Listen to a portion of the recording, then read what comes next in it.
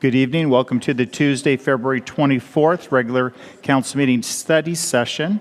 And with that, D. Stiles Elliott, our city clerk, would you please call roll? Mayor Benjamin. Present. Councilmember Fajarin. Here. Councilmember McDonald. Here. Councilmember Parks. Here. Councilmember Schulmus. Here. Councilmember Vance. Here. Councilmember Weller. Present. Councilmember Wright. Here. So for announcements for February 24th, I have three. First, city council goals. Your city council is still gathering community input on their 2026-27 goals. To get involved in the goal-setting process by visiting pullman-wa.gov/goals-priorities to fill out the form and share your thoughts. This forum will be open through Saturday, February 28th, so you just have the rest of this week. Neal Public Library, there's free federal tax help. Come to the library on Saturday, February 28th from noon to 4 to get help with your federal tax returns from Vita IRS certified volunteers. No appointment is necessary. And for Parks and Recreation, Movies in the Park. Voting is now open for this summer's Movies in the Park. Visit pullman-wa.gov/movies by Monday, March 9th to vote for what movies you'd like to see at Rainey Park this summer. The next item that we have is non-agenda related community comments. This agenda item is the first of two opportunities during this meeting for the public to bring comments to the attention of elected officials. Specifically, this item is reserved for public comments, concerns, or other information not related to a previous public hearing or a final action item on this agenda. Comments are not to exceed 30 minutes in total. Comments will be directed to the mayor or the city council as a body. No comments should be directed to an individual council member. If someone has comments, if you can please come up, and I know the podium's in a different place, but for there, if you can state your name, and then you'll have 2 minutes. My name is Rick Grunwald, resident of Pullman since 1965, and thank you, Mayor and council members.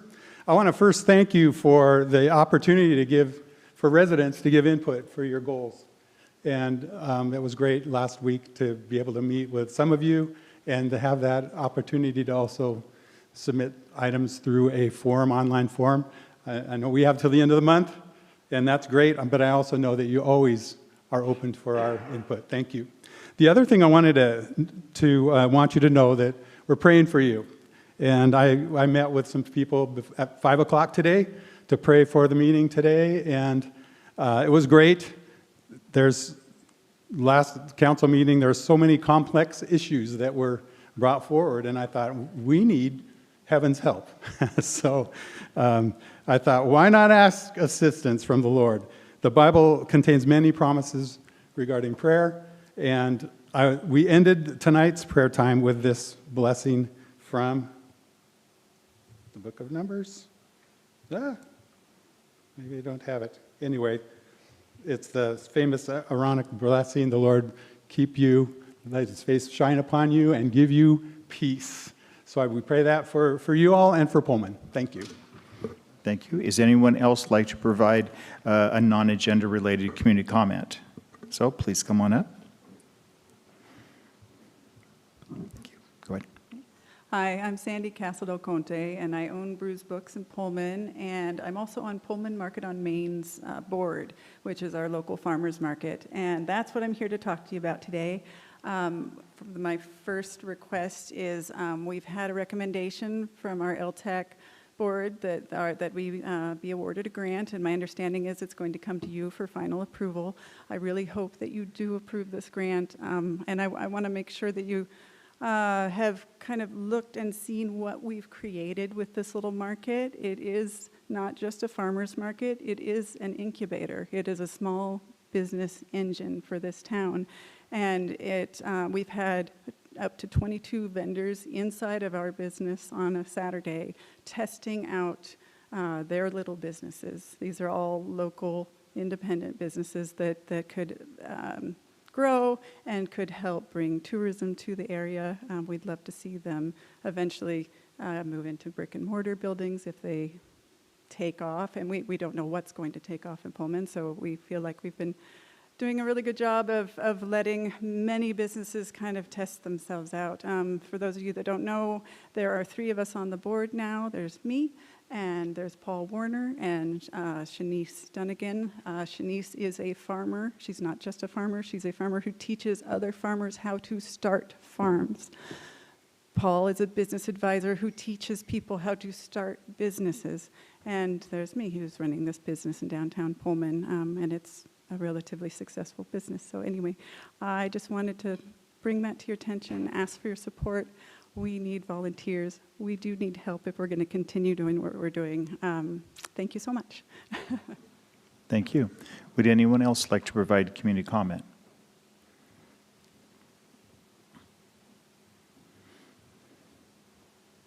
Go ahead. Good evening, Bobby Ryder, Downtown Pullman Association, and I just wanted to give you a little bit of update. I decided to let you know about some of the things that went on. You knew about Mardi Gras. It was successful. The importance of shopping local is important. I mean, very important. Every cup of coffee, every book you buy makes a difference. And the next upcoming thing is International Women-Owned Business Days. We have 36 women-owned businesses in the downtown, which is an impressive number. Look for the pink balloons.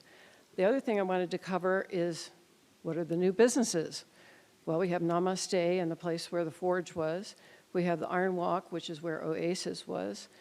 We have Identity Salon, which has been sold and bought and has some other businesses in there. JJ's Garage is next to my office tavern. Larissa's Apron just opened this week, and they're doing great. Gabagool, both of them at 165 Grand Avenue, South Grand Avenue, and Mang's Sushi is coming, probably to the former Thomas Hammer space. We have redrawn our boundaries for the downtown to include the 5-star, formerly Grange Supply, and that is our hardware store downtown. They have lumber, plumbing supplies, nuts and bolts, clothing, so forth. They're their general store downtown. We have 53 Boutique in this new outline, which is women's clothing. And we have Simply Nails, which was added as part of it also, and Thai Ginger is added into that expanse. And don't forget the winter market. Thank you. Anyone else, please? I just wanted to let you guys know we have your back.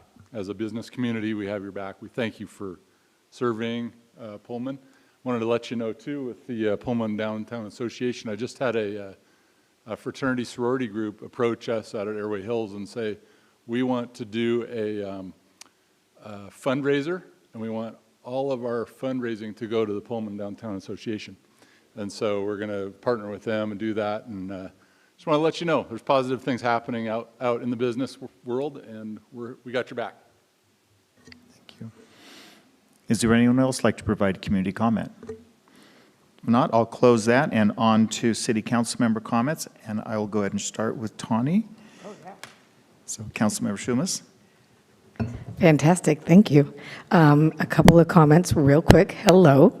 I would just like to thank Sandy for running an award-winning bookstore here in Pullman. Thank you for doing business here. And I want to thank Bobby for all the hard work she does for our downtown. And then real quick, for anybody that's listening, there is a program called Market Bucks, which local businesses can purchase these $5 vouchers for kids to use at the Saturday market. So kids can run around and kind of choose what they want to buy, and it's a really good time, and it keeps them really engaged. And it's done through the Grange Hall, I think in Colfax. But if anybody's interested in partnering with them, that would be amazing. And that is it. Thank you very much. Councilmember Parks. Thank you. Yeah, I just want to echo what the gentleman said about the positive things that are going on downtown, as well as what Bobby and Sandy said. I've been to the winter market, and if you haven't been, you should go. It's like just a community. You're going to see people you know. You're going to meet new people. And I bought a few things, and one of the cool things I bought was this 10-year-old girl does these amazing pencil drawings. And so I bought one for my son. But anyway, it's just a really fun time. And then I see people downtown. Pups and Cups has live music. Bruce Books has live music. I mean, it's really bustling downtown Saturday. And I went a little bit later, not first thing, so it was really, really good to see, and I thank everybody for their part in that. So I'll continue in the room, and then I'll pick up Brian at the end. So Councilmember Weller? Thank you, Mr. Mayor. I'd just like to say the goal setting, I appreciate everyone, the whole community who came out. It was I would say, a huge success. There were a lot of great comments, feedback, and so, and we're receiving all the comments online as well, so we can't do it without you, and so appreciate that and appreciate the staff doing that and helping us as well. So that's it. Councilmember Wright? Thank you. I would echo what Nathan just said in regard to the goal-setting session that we did last week at the library. Just before the meeting, I asked Francis, I said, what if we throw this party and nobody comes? Well, that was not the case, and it was just awesome. The time just flew by, and the interaction with people was just absolutely phenomenal. I think was so energizing. We just need to keep doing things like that. So it was a great evening, I thought. And again, just to echo everyone else's comments regarding the winter market, as the chair of the Lodging Tax Advisory Commission, I had the opportunity to spend some time last week with Sandy and Sean Miller in regard to their grant application. And I only wish that just a thumbnail of people could have that same compassion and not compassion, passion about what they're doing with that market. It is just absolutely amazing. And it also goes to show that when you present something on paper, it doesn't even come close to what it is when you talk to people about it in person.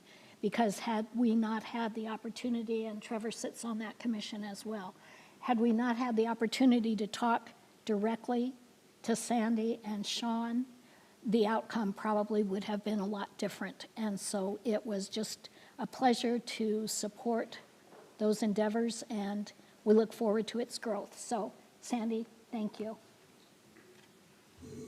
Councilmember Fajarin? Thank you for everybody and staff who showed up to goal setting. And then, of course, I'm going to have to echo what everybody's saying about the winter market. Whenever I go, I always go home with too many cookies.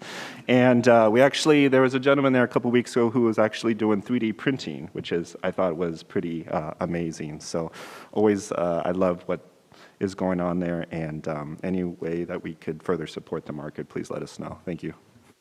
Councilmember Vance? Yeah, echoing what all my other council members have said. Goal setting last week was great. We had a lot of really great conversations with folks. I know I definitely, the time flew by. I looked up at the clock and thought to myself, oh, no way this is over. And sure enough, we only had 5 minutes left. The downtown market is incredible. If you have a chance to go out, please do. And thank you for everybody giving comment tonight. It means a lot. Thank you. And with that, Councilmember McDonald? It's hard to go last. I just echoing everybody else's comments about both the winter market and the open house. It's awesome to see the huge turnout from the community from all different angles, and hearing people's desire for rolling out the red carpet, whether it's for visitors or for businesses, or affordability, and just getting Pullman healthy and safe, and keeping it safe. And please, like the mayor said, if you've got feedback and you haven't shared it yet, please share it. That's it for me. Great. And for my comments, first of all, thank you for everybody that did come out to goal settings. That helps to shape the direction of our city and also our budget. The second item is I want to invite our seniors.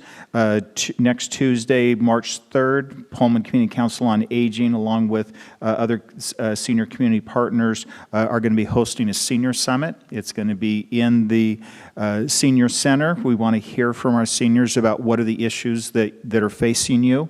And we'll start at 10:30 in the morning. We'll end at 11:45, so you can get in line and do the senior lunch. And so once again, Tuesday, March 3rd, 10:30 to 11:45 at the senior center. Hope to see you there. Next item up is opportunity for city council regular agenda requests. Is there any council member that requests a agenda item for a future meeting? Councilmember Fajarin? Thank you, Mr. Mayor. I'd like to invite Habitat for Humanity to come in the next few months and share about their mission and what the work they're doing around affordable housing. I would appreciate a second from another council member. Second. Okay. Okay, great. Next item is community comments on final action items. This agenda is the second of two opportunities during this meeting for the public to bring comments to the attention of elected officials on any agenda item that the council will bring final action item. And that basically includes our consent agenda. Comments are not to exceed 30 minutes in total. Comments are directed to the mayor or the city council as a body. No comments should be directed to an individual council member. Would anybody like to provide comments on related to final action items for a consent agenda? Seeing none, we're going to move on to, what we're going to do is we're going to take a couple-minute break while we get a couple tables moved and then get set up for the next presentation, which is the State of the City. So.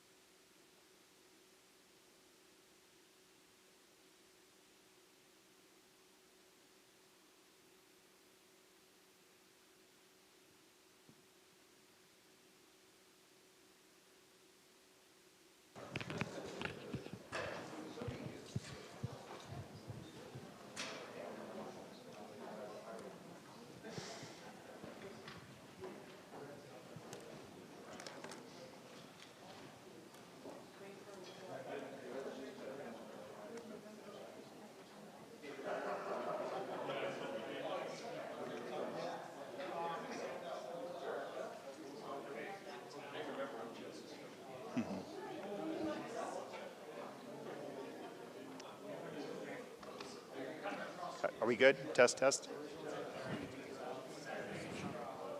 Oh, yep, there we go. Go ahead and try one more time. Testing 1, 2, 3. I'm not hearing myself. I hear you. On this part of your shirt here. Get it up here. Here, I'll let you. Oh, I'm not getting that either. Let me make sure that.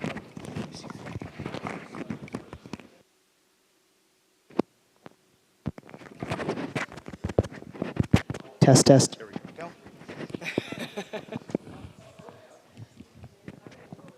Okay. All right. Let's go with that. How do we do that? Is that better now? Okay.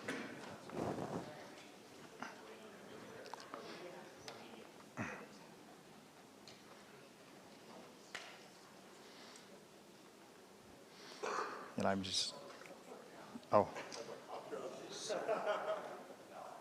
Okay.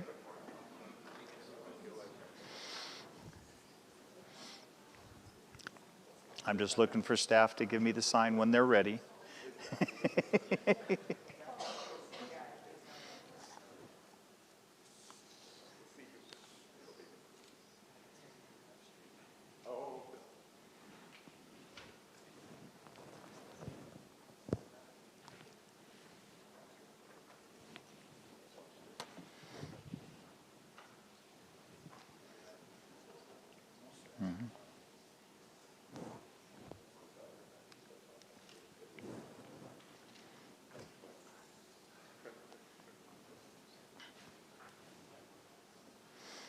Are we good, Sean?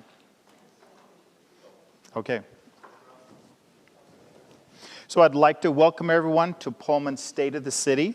I'm Francis Benjamin, and it's a privilege to be your mayor and serve the people of Pullman who call this place home. I'm also very excited to broadcast and record this presentation so that the Pullmanites who we are responsible for have greater access to this presentation. Pullman, you make this community what it is, a special place where people can come together and make the world better. Get a degree, start a job, start a company. You make a difference. Pullman is and will always be an attractive place to come, nurture exciting new things, and grow lives together. A place for innovators, entrepreneurs, and culture makers. The purpose of the State of the City is to, one, celebrate the 2025 City of Pullman accomplishments, identify community trends, and imagine the future of Pullman in 2026 and beyond. For almost 20 years, we've been and committed to this mission statement. In its essence, the City of Pullman's mandate is to lay the groundwork, infrastructure, safety, services for future prosperity. We don't dictate the ups and downs of the economy, but we work to create an environment where people, communities, and businesses can thrive together. Every 2 years, the City Council identifies goals which emphasizes how City invests its resources and carry out its mission. You see here our previous City Council, which set the direction for last year's accomplishment. Later in the program, as I address future direction, I'll introduce you to our current council and address community participation opportunities in the 2026 through 27 goals. The City Council's 2024-25 goals, which are available on the city's website, focused on, first of all, priority areas of advancing a bypass, affordable housing solutions, the repurposing of in-town railways, and increasing tourism, influence, and community welcoming. The specific goals of the council focused on improving community engagement and communication, expanding department visioning, advancing strategic projects, enhancing economic development and wayfinding, and supporting city staff and our volunteers on city boards and commissions. It is then with the joint leadership of myself and City Administrator Sean Wells that we act as CEO and COO of the City of Pullman. Together, Sean and I are at each other's check and balance, and our leadership vision applies the following community pillars to provide the best community customer service. Outstanding leadership, to develop an outstanding leadership team which breaks down silos and fosters productive partnerships between departments, elected officials, and the public. Quality of service and predictability, delivering consistent professional services regardless of issue, individual, or political or economic shifts. Enhance community engagement and communications.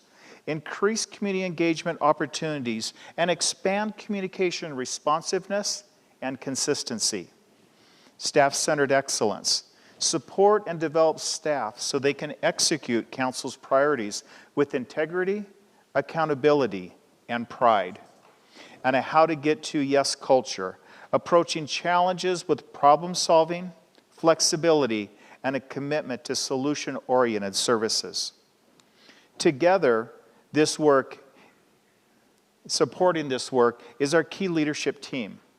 Tonight, you're going to hear 3 key 2025 State of the City themes: developing an outstanding leadership team, improving communication and responsiveness, and financial constriction. In developing an outstanding leadership team, we've promoted 5 new department heads since last year's State of the City. And together, this team has significant professional experience. They're dedicated to the care of the staff they lead and the community they serve. They have come together as a team dedicated to the prosperity of our community, and they're committed to get to yes. Now, we have 7 city departments, so let's start with the library. Sidney Shelton is quoted as saying, "Libraries store the energy that fuels the imagination. They open up windows to the world and inspire us to explore and achieve and contribute to improving our quality of life. Library patrons last year made 322,000 visits and checked out over 414,000 items. These numbers show how people utilize our library to access the catalog and also as a place to meet and try or learn new things. In 2025, we upgraded the library catalog system to improve customer experience by simplifying navigation and increasing ease of use. We completed the library facility needs assessment. This assessment, which based on community input, will guide the implementation of future facilities, services, and program needs. One service, not new to 2025 but worthy of highlight, is the home delivery program. This works to meet the needs of Pullman residents who may not be able to make it to the library. Parks and facilities. Arnold Schwarzenegger said, "You can't tell a kid it's time to exercise. That's a turnoff. Instead, you have to say, let's go to the park and have fun." Why is this advancing? Parks and Recreation, along with the library, are major contributors to the livability and quality of life of Pullman residents. We have youth, preschool, after school, teen, adult, active, senior programs, something for all ages. Our 165 acres of parks provide opportunity for a wide diversity of enjoyment and activities. In 2025, we completed the Parks, Recreation, and Open Space Plan, also known as the PROS Plan. Similar to the library facilities needs assessment, the PROS Plan, once again, based on community input, prioritizes future development of the city's parks and recreation services. Two new park projects, which are steadily advancing, are the Veterans Park and the Memorial Garden, and the Memory Garden. I'm so grateful for the outpouring of the community generosity and the support for these two meaningful projects, which have special places in our community's heart. We anticipate breaking ground on each of these this year.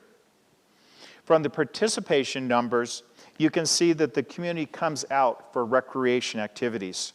Our Parks and Recreation Winter-Spring Activities Guide has 52 pages of opportunity, from discovery zones, dance, athletics, enrichment, and wellness activities. You can even join our seniors on a trip to the local theater or across the pond to Italy. I appreciate that Pullman is a very generous community.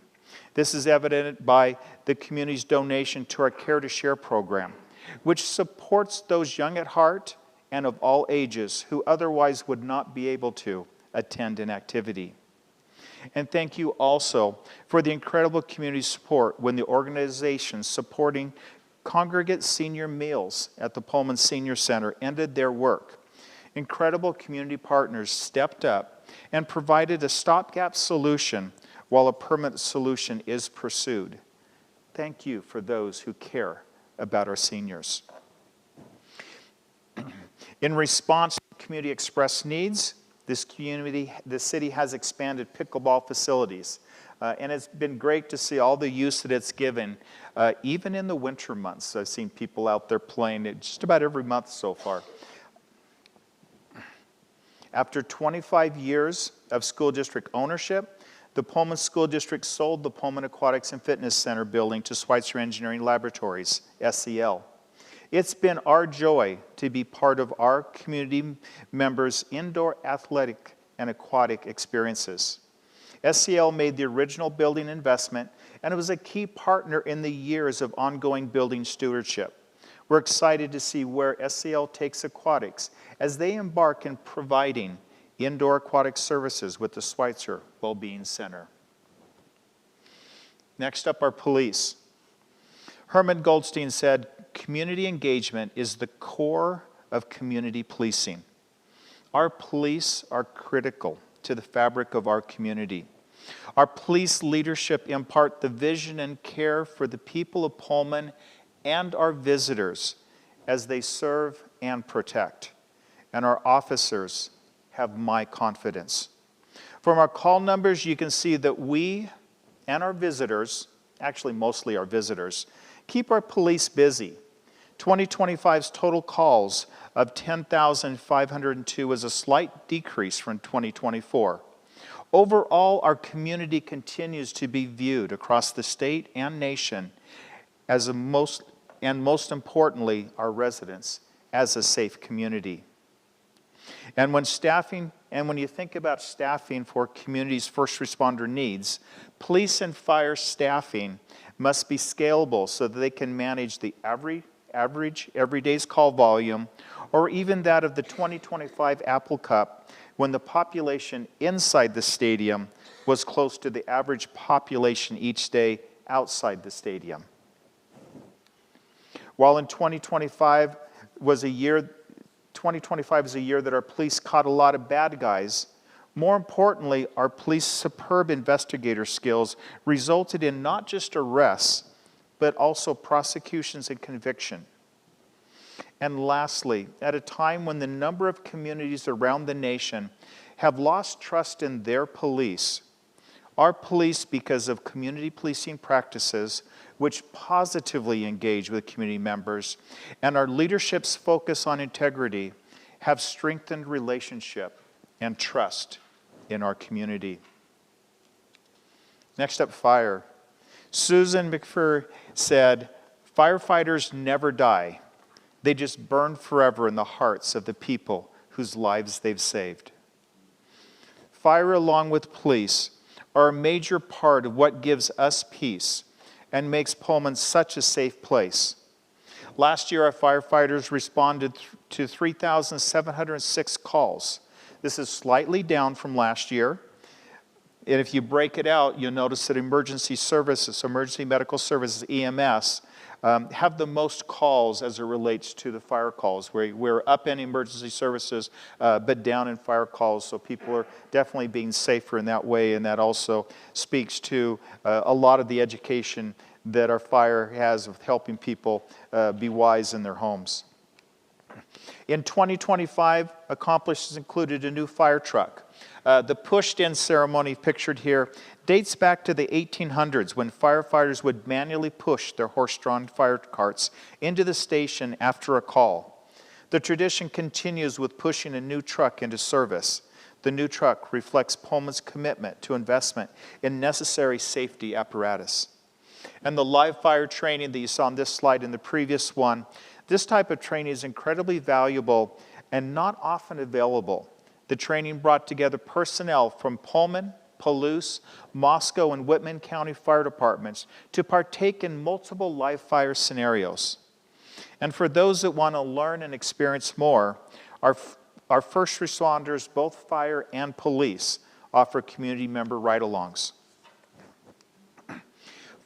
Fire Chief Scharnhorst is the emergency management coordinator for the city departments. His leadership has utilized tabletop emergency exercises to prepare departments to work together when actual emergencies happen. And when the windstorm did hit, police, fire, and Whitcomb 911 kept our community safe with fast, efficient responses to down power lines, blocked roads, property damage, and other emergencies. Public Works and Parks and Facilities mobilized quickly to get the trees and debris out of the road and fix lights and signs. And thank you to Avista, Pullman Regional Hospital, and all the other businesses and services that responded to the needs of our community, from removing downed trees to mental health support, and for our local news sharing updates to help keep Pullman informed and safe. Public Works. Adrian Clarkston said, "Each of us is carving a stone, erecting a column, or cutting a piece of stained glass in the construction of something much bigger than ourselves." Public Works lays the infrastructure for community and business prosperity. Last year, we paved over 2,600 feet of road and maintained 122 miles of water pipe. Our 2025 accomplishments included adding RFFB, say that 3 times, the rectangular rapid flashing beacons, to improve pedestrian safety in crosswalks where there's a higher volume of traffic flow. We upgraded the asset management system. Now, why is that important? Because the tracking of all city physical assets is necessary foundational steps as we work toward implementation of a 311 system, which will allow community members to easily submit tickets, for example, about potholes or burned out lights, and then track the repair process. While the number of miles of water pipe is important, more important is the water in the pipes.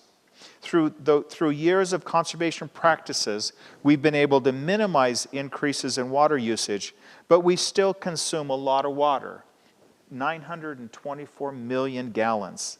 And we run a lot of tests to make sure the water you drink and the wastewater we discharge is safe. In 2025, Public Works repaired 8 water main breaks. Most of us don't see or think about what's underground or realize that much of our infrastructure is past its rated life expectancy. The city's repair of those 8 breaks is a reminder that we need to continue to invest in infrastructure upgrades. And following that theme, we completed our largest single project in event history, replacing and upgrading a 100-year-old failing infrastructure downtown with the Downtown Project. We secured county, state, and federal funds to assist in this project. The $12.5 million project was able to be completed with only $1.57 million local match. That's only 13% of what we had to put down to get that full project. This project was an investment to support downtown business growth. It added kiosks to improve wayfinding signage with QR codes linked to downtown activities. The multimodal project improved downtown's accessibility, and it made downtown more people-centric. Now in February, we also had a high water event. The bridge designed to float and not get destroyed. It worked mostly as designed. So the process was getting it back in place. 6 state and federal permits later, yes, the city has to go through that same permitting process that everybody else does, but at a cost lower than if we needed to repair or replace the bridge. And with the public's patience, we got it back in place by the Lentil Festival. On to Pullman Transit. Over 686,000 riders is a large and significant population of ridership for our size of a city. And even notice the airport ridership continues to grow. In 2025, Pullman Transit added 3 new transit buses, smaller, more economical design. They had luggage space for those going to the airport, and this continues to advance our commitment to reducing emissions across the city's entire fleet of vehicles. On to community development. Amit Ray said, "A smart city is a city where humans, trees, birds, and other animals can grow with all their glories, imperfections, freedom, and creativity.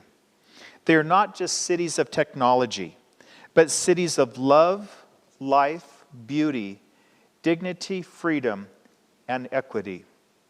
Community development works to create an environment where people, communities, and businesses can thrive together.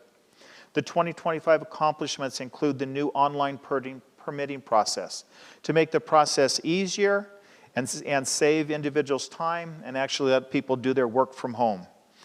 They completed a 227-page zoning update. You ask, why? Well, first, we're working to make sure our city code is up to date, accurate, and relevant. And that was just the start. We still have a lot of code left to update.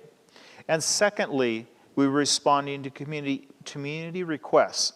Examples from the update include flexibility and options for those who would like to add accessory dwelling units, ADUs, to their home, and increased opportunity for first floor businesses and upper floor residential in residential neighborhoods. This opens opportunities for neighborhood coffee shops or mini marts. The Housing Work Group drafted a plan for more attainable and affordable home ownership with a goal of 30 new housing units per year for the next 2 years. While not new to 2025, But based on business request, we've implemented an inspection policy where the same inspector follows that project through, so there's consistency. On to economic development that is part of community development. First of all, I appreciate the business owners who invest in our community and provide the needed services and products. I understand that state regulations, many are ones which the city is tasked to enforce, create business challenges. But even in the midst of our current business environment, I appreciate your entrepreneurial spirit, resilience, and hope. To support you, the city continues to invest in business development. The SCALE program in 2025 worked with 21 businesses to strengthen their business plans and strategies. And there were another 180 entrepreneurs which were helped with startup guidance. Together, that's 201 specific businesses that we've been able to support. Market on Main, which you heard about earlier already, is an incredible success story. Started in the U.S. Bank parking lot, moved to the old Banner Bank building. We had 89 micro businesses that applied to be a part of it in 2025. Now over 100 that want to be a part of this. The energy and optimism of those businesses on Saturday is exciting. They have more business than space. So plan is in the works right now to expand into Kamaikan and Olsen Streets when the weather gets nice. In other good news, the state issued 219 new business licenses in 2025, and this compares to only 90 that were issued in 2023.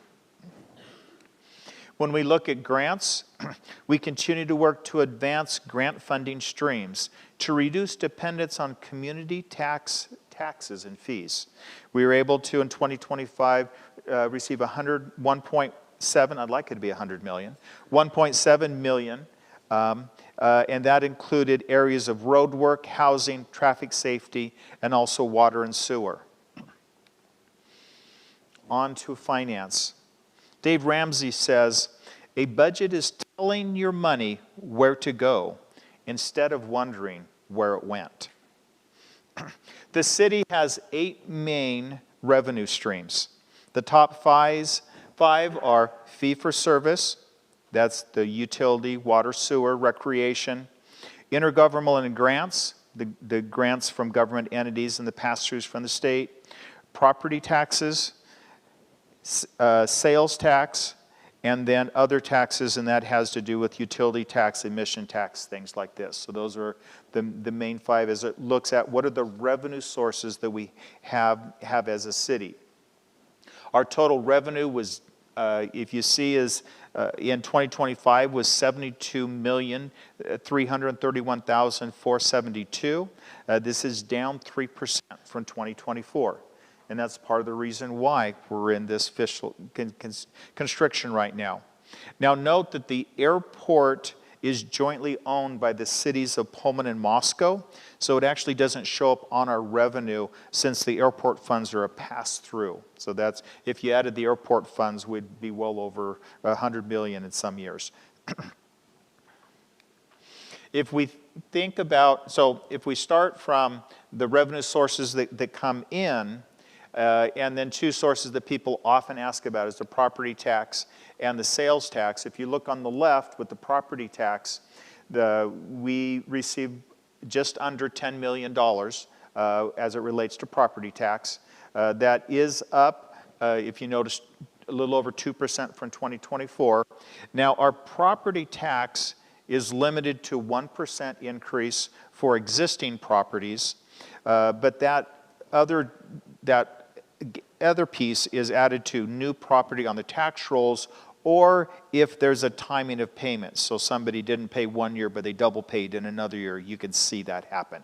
So that's where you see it. If you look at our property tax line, you'll see it's pretty stable that way. The other piece is understand is for Pullman, when you're paying property tax, we only get 27%. On a dollar of what is paid. Now, if we look at our sales tax, which there was in the news this last week, there was talk about sales tax. We were $6.5 million. If we look at compared to 2024, we were only down 1.5%. That's a different number than you saw last week in the news. That's because last week was just reporting on a single quarter. And if you remember, with the timing of when payments come in, that shifts things back and forth. So our sales tax was only down 1.5% for the year of 2025. Now, we still don't like it being down, but that's a better number than what you heard before. Now, if we look at our sales tax where we're at, we had really strong growth 21, 22, 23, and then you've seen now 24 and 25 is where it's really leveled off and we've had that slight decline. And then at the bottom you see with the dollar bill, when you're paying sales tax on something that you purchase in Pullman, 14% that comes to the city, the rest of it goes to someone else. Now this does speak to the money for the sales tax, how important it is for us to shop local, to support our local businesses, but also if you shop somewhere else, then that money that would have gone to pay for the potholes or for our police isn't there.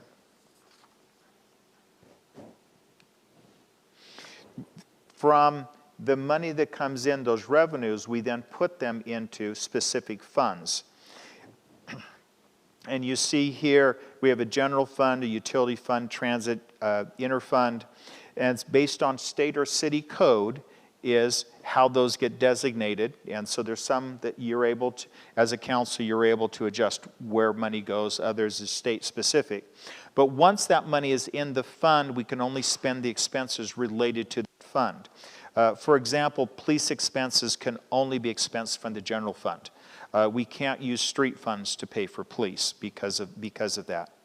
Our total expenses, you'll see for 2025, was a little over 77 million, and that's down 7.5% from 2024. So we have, I showed you earlier, revenues were going down, but we've actually, we've kept our expenses down and actually reduced expenses from the previous year because of what we saw.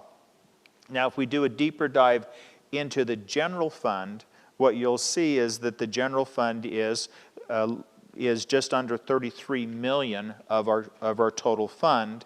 The general fund is slightly up from last year. That's because we as a city, we moved some money in order to help assist with the general fund, because the general fund is where 6 out of the 7 of our departments primarily get their funds. So that's just one thing to be aware of. And the general fund is also our most constrained fund in this process. Outside of the city, we do have the airport. It is the Pullman Moscow Regional Airport, so it's something as Pullman we're very proud of.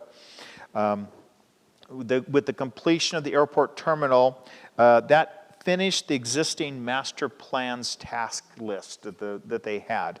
You know, we've talked earlier about the pros plan and the libraries, they're planning. Well, this is one where planning went on and we've actually completed everything. So in 2025, with community input, the airport is in the midst of their planning process. It was 2025, they're now finalizing it in the next quarter. So in 2026, that'll get finalized in preparation for what's the plan for the next 30 years of growth out there.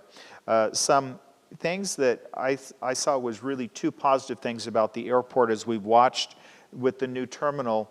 One has to do with the terminal has increased accessibility.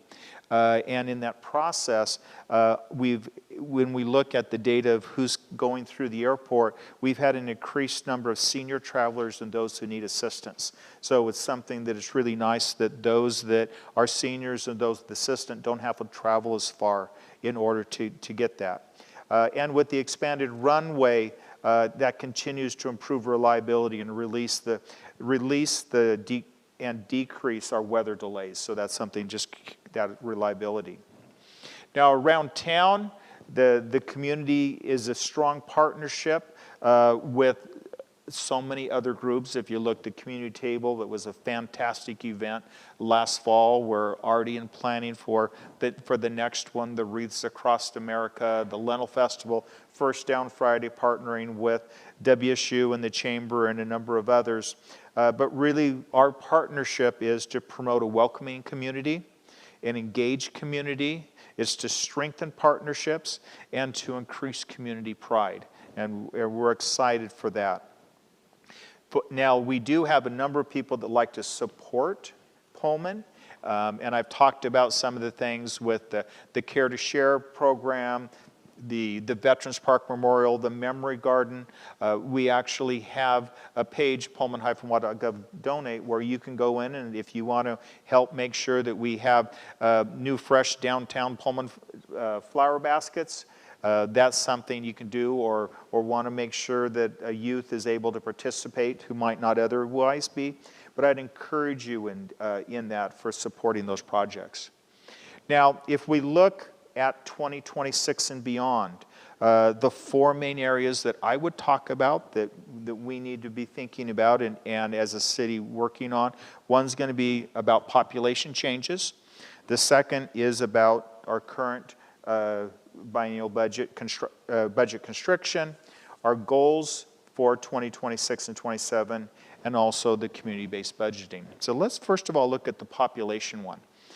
There's been a lot of discussion around the population, and this red line is WSU enrollment. So this is the WSU enrollment in Pullman, where there's been a lot of discussion about decline in WSU enrollment. But if you look at the actual population of Pullman continues to increase. So the story isn't that our population is declining, but our population is actually increasing. Other than a short blip just around COVID, where for about a year and a half there was a reset, our population actually has continued to increase. And if you look at from 2024, so in 2025, we increased by 700 people. If you look at 700 people, and that's how much the Whitman County increased, Whitman County was in the top 5 growing counties in the state of Washington. So if we look at population growth, we weren't on the downside of it, we were actually on the upside of it. So to understand that we are in this growing community. The other thing to look at is from demographics is if you look at 2018, at that point in time, the student population was 2/3 of the city's population. If we come out to 2025, that student population is now less than half. So we have an incredible changing demographic that's going on for businesses, their customers. In 8 years, this is a pretty dramatic shift. And so one of the things that as a community we need to be aware that this shift is happening and that there's an increase and changes in our population. The next thing, if we look at as I talk about our current budget, and this slide is probably the best way to describe it when we talk about the revenues and expenses, and I talked about the general fund is the fund that is the most constricted. If you look at the blue line, that's our expenses. The yellow line is that of the revenues. So the revenues turned about 2023, and you'll notice that they kind of plateaued off. As we became aware of it in 2024, you'll see we significantly changed how what we were spending, and this is the cuts that we've been going through and been working through. So rather than widening the gap, we've actually narrowed it and shrunk it down. So if we look at what we've accomplished in 2025, so we had about a $4 million gap that was happening last year that we identified and projected out for 25 and 26. With the savings we did in 25, that left about a $3 million. And then what we've done is through the work with expense reductions, we've reduced that by about $2.4 million. As a council, you've approved revenue increases of about 0.55 million, but what that does, that leaves about a $1.1 million gap that we still in this next year need to address. And this is something that with Sean Wells and myself, we're leading that process as we're doing that by evaluating expenses, revenues, and also service levels. We're making disciplined choices. As you can see, we're not ignoring the issue, but we've actually worked a lot to get to this point, and we'll continue working because we know that what we do here actually is going to set the council up for better success as you're preparing our next biennial budget. So moving into introductions with the new council, I'm excited to be working with each of you. You see the picture of our new council up there. The city council is currently setting its 2026 through 27 goals. And if you have a recommendation, go to the website, get that submitted.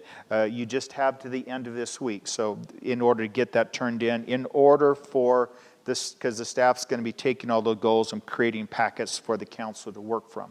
So get those in so that can be done.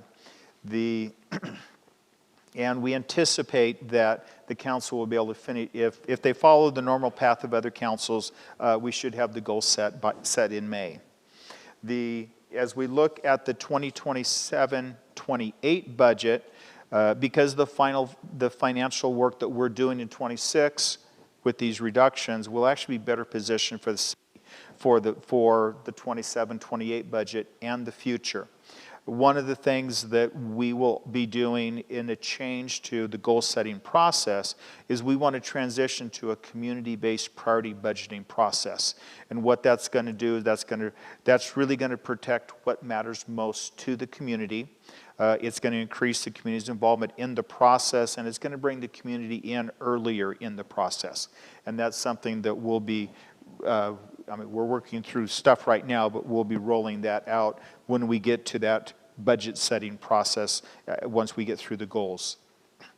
So as I and it's not a wrap up, but really as I progress with the state of the city, I want to first of all say, Pullman, thank you again for making it the community that it is. We are a special community because of you. And we're a very special place because it's where people come together, as I said, and make the world better.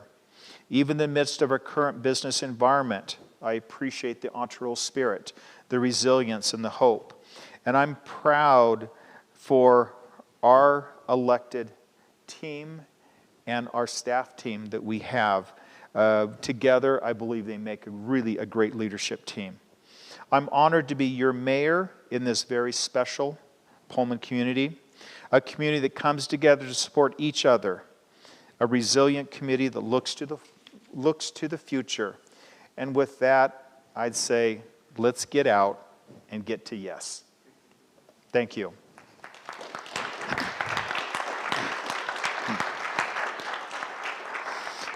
So what we're going to do is we're going to take about a 5-minute break to reset the room, and then we'll come back to the rest of council business.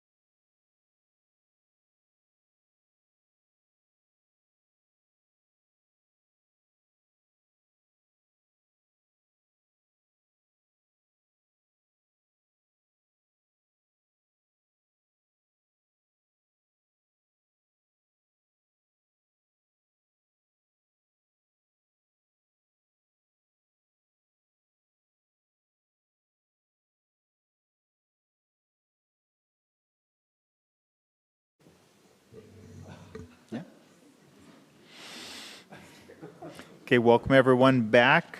As we continue with the agenda, the next item is the consent agenda. The items listed on the consent agenda are considered to be routine in nature and will be enacted by a single motion of the City Council without separate discussion. I'd entertain a motion to read the consent agenda by title only. Oh, second.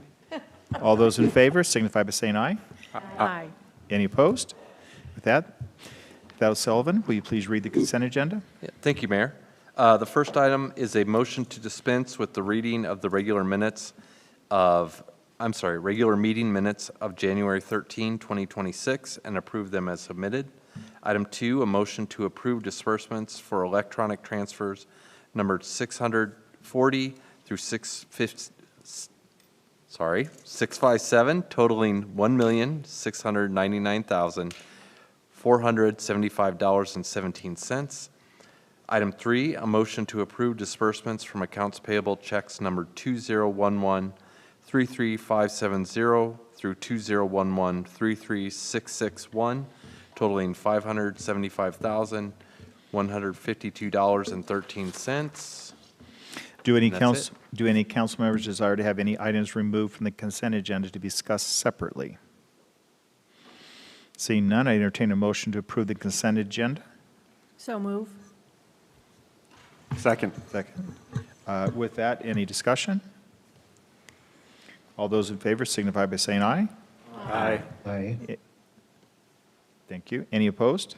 That passes. Great.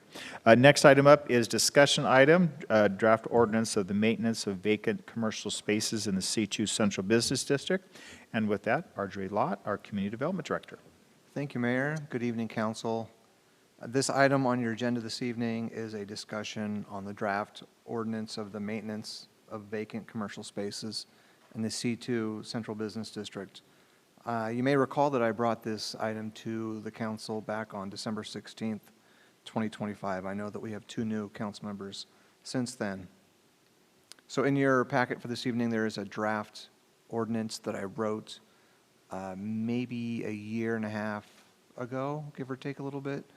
At the last meeting on December 16th, there was some discussion about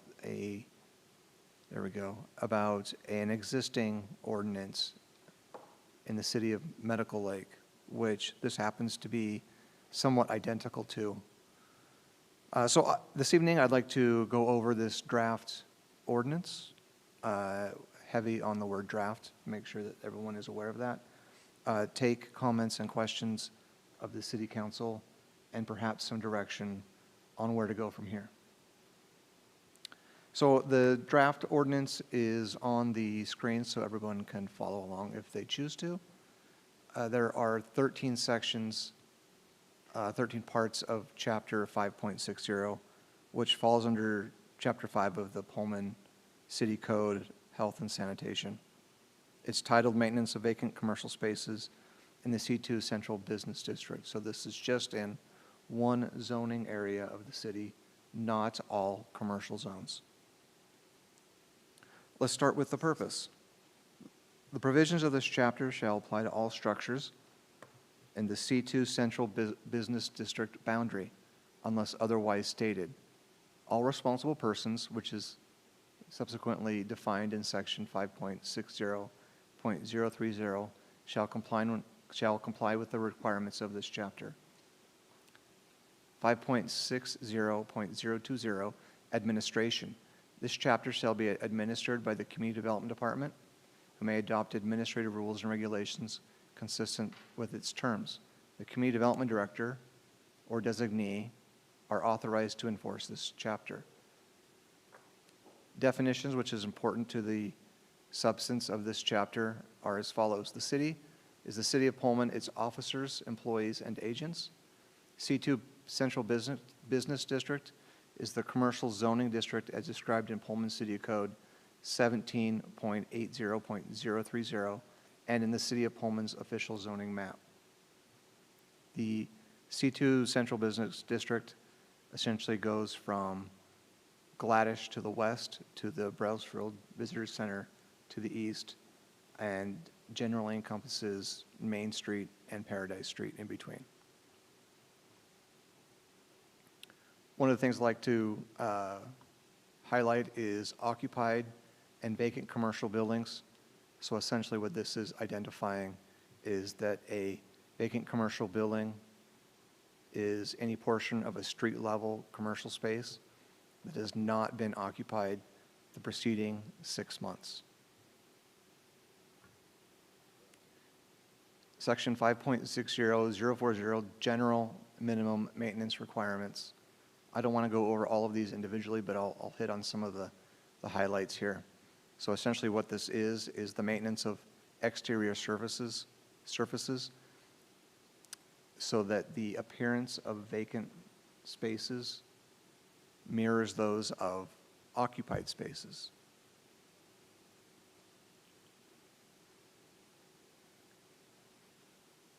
Vacant commercial space registration. So at least one responsible person needs to register a vacant commercial space. It can be the building owner, an operator, a maintenance company. They would need to do that within 10 calendar days of the 6 months mark of that space being vacant. There are 3 ways that a vacant space would not need to register under this draft ordinance. 1, the space is subject to a current building permit for repair or rehabilitation, meaning that they're doing active improvements to the space. 2, the space meets all applicable codes and regulations that would apply to a permitted use, and the responsible person is actively attempting to sell, lease, or rent. What's important there is that, once again, there's movable actions, there's tangible actions moving the space forward. And 3, the property of the commercial building is located on a subject of land that has a land use application for the redevelopment in which staff is working towards. Once again, active. A space will be considered registered on the date the city received a form provided by the Community Development Department and properly completed. On the form, street address and parcel number of the vacant commercial building, the name, address, and email of someone that is responsible for that, the period of time the vacant commercial building is expected to remain vacant, and lastly, any other information that the Director of Community Development may find needed. Part C, a responsible person must post a notice as provided by the Community Development Department in a conspicuous location inside. I want to make that clear, on the inside. And why is that important? So that when someone comes to view the space, they know that it has been registered and is considered vacant.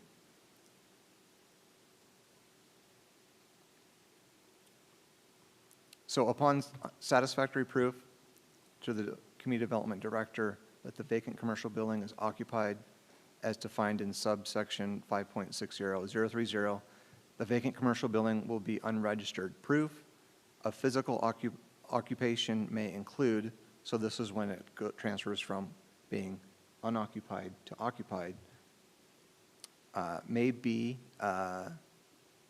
usable furniture, office equipment, retail inventory, or other inventory in the space that's consistent with the building's intended use. So essentially, being occupied. Section 5.60060, window displays for commercial buildings not occupied for 30 days. So when a commercial building is not occupied for more than 30 days, so once again, we had the registration to 6 months. This would be after 30 days. A responsible person must take steps to maintain a vibrant streetscape to avoid adverse impacts of a vacant space. So they can do that by painting windows under subsection A, display works of art or provide other displays of cultural or educational value, or other measures, if they have an alternative, that would be approved by the Community Development Director. Fees for the registration. At least one responsible person shall pay an annual registration fee for each registered vacant commercial space. At least one responsible person must pay the fee to the city at the time the space is registered and on January 1st. So for instance, if it was deemed to be vacant today, they would need to pay that fee today, and then again on January 1st, and if it continues to be vacant, January 1st every year after. I will note that the fees, the fee amount is not included, but I'd be happy to discuss when that time comes with City Council a fee structure, perhaps that may be similar to what Medical Lake has shown. If a responsible person fails to pay the registration and inspection fees by the due date, the city is authorized to take action by collecting fees. A responsible person may register a vacant commercial building, shall advise the community development director in writing of any changes to information on the registration form within 30 days. So we want to keep the registration forms up to date. Inspections, the community development director or designee is authorized to conduct inspections to enforce the provisions of this chapter. Lastly, enforcement. Upon determination by a code enforcement officer or the community development director that an infraction exists, a notice of civil infraction shall be issued to a responsible person in accordance with Chapter 1.02 of the Pullman City Code. The next part I'd like to point out is the annual report. So once we collect fees on January 1, an annual report would be made by myself, the Community Development Director, to the City Council in the February of each year, updating the status of the commercial vacant building registration program. And then lastly, there's a severability clause, which is consistent throughout Pullman City Code. With that, I know it's a lot of information, a lot of things to consider. I'd be happy to take any questions, any comments, direction. That, any questions? So it's like, Councilmember, okay. Councilmember Vance? Do you happen to have a fee structure handy that is similar to Medical Lake or Medical Lake's? If you'd like, I can go over what Medical Lake has. Sure. I purposely did not suggest a fee structure. I'd rather leave that to the elected officials to do such a thing. But Medical Lake has a fee structure that goes as follows. The first year, the registration fee is $250. The next year, year 2, would be $500. Year 3 is $750. And then after year 3 and every subsequent year would be $1,000 until the building is occupied. So year 1, $250, year 2, $500, $750, and then $1,000 for each year thereafter. Councilmember Shumas? Have we talked to, it's Medical Lake, right? Have we talked to them to find out what sort of effect that's having? Yes, we have. Sean Wells and I spoke with them a handful of months ago. Yeah. And their feedback was quite positive. They found that the ability to identify vacant spaces led to more of those spaces eventually being occupied. And when they haven't been occupied, some of them were sold. One of the stories that their city administrator identified was that there was a vacant space and the owner somewhat didn't know that he owned it or had forgotten about it. So that was almost a tickler to move progress for that vacant space forward. So he ultimately decided to sell.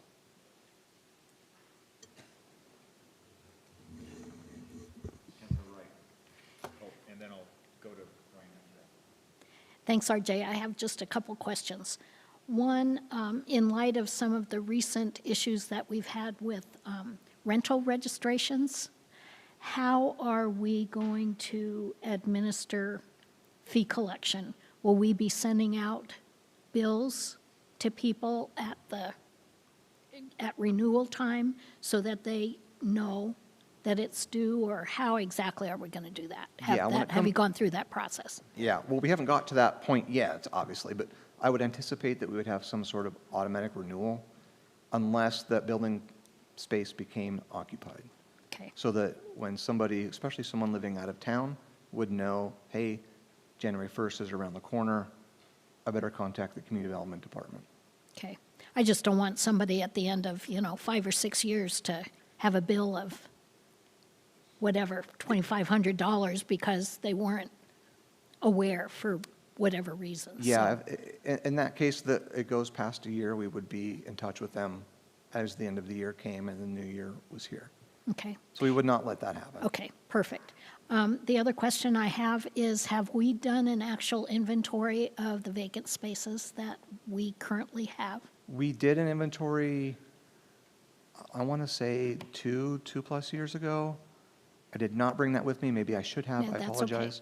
But we did do an inventory, and there were a considerable number of vacant spaces at that time. Obviously, things have changed since then, and I don't have that number in front of me. I probably No, should have brought that with me. No, that's okay.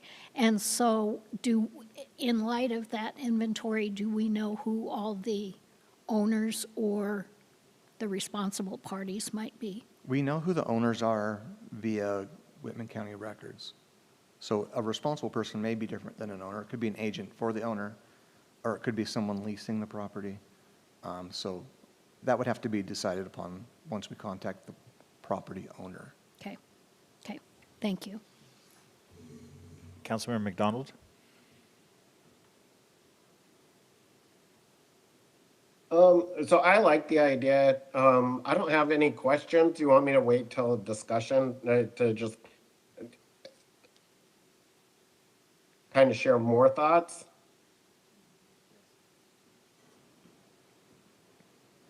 I didn't understand. He doesn't have any questions. Okay. Great. Councilmember Parks? Thank you. Thanks for this work and for working with Medical Lake. I know the mayor, and she seems to be, I really like what she's doing there. Did they say if they've had any enforcement issues or any conflict that was cumbersome? They did identify one individual in which they had trouble having them register. They went to a judge, and the judge found that, yes, you do need to register, and he subsequently registered. So to that point, they really haven't had any problems except for that one individual. Councilmember Fajardo? Thank you. And I know, what you said kind of reminded me of, because we did talk about that. That is not, that ruling wasn't on the basis of the legality of the code. It was just under if they were not following the city ordinance, correct? Correct. Okay. I just wanted to make that clear. First off, RJ, thank you. I know this is another resolution that's been back and forth for a couple of years, so thank you for keeping up with it, especially with the subcommittee that was meeting a couple times in order to bring this back to council. There's a few differences between Medical Lake and ours. In some areas, sorry, is it medical? I always get medical and Liberty mixed up. It's medical. Medical Lake. The vacancy threshold for Medical Lake is 90 days. Ours is 6 months. I was just wanting to know the reasoning between the 6 months as opposed to 90.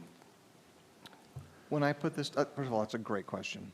When I put this together, I tried to anticipate what our vacant spaces are, what it would take to possibly convert a space to a usable or reusable state. Some of the vacant spaces that we have in Pullman vary wildly. A good example of a short time frame is a restaurant near the intersection of Main and Spring, which recently opened after a previous restaurant had closed. That turnaround was obviously very short, very quick. It was really a turnkey situation for them. However, some spaces have a greater need in both time and dollar amount to get them to be in a usable state.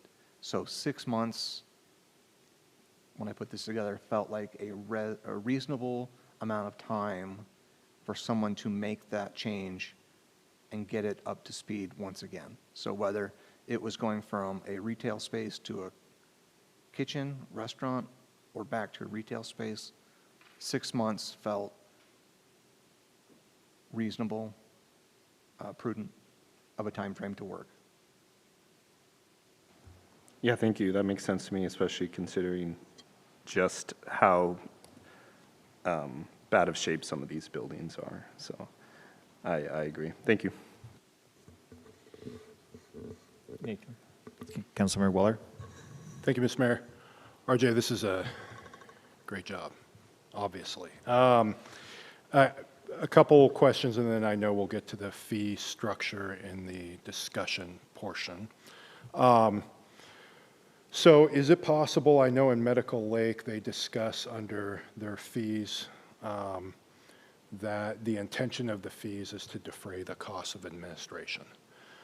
Is it possible to add that to our code so that people understand this is not us just trying to punish vacant buildings, but this is something that the community has asked for as long as I remember. Is that possible to add that? That's the first question. I think it certainly could be, yes. Okay. Second question, with the inventory, and I think this was a great question from Councilmember Wright.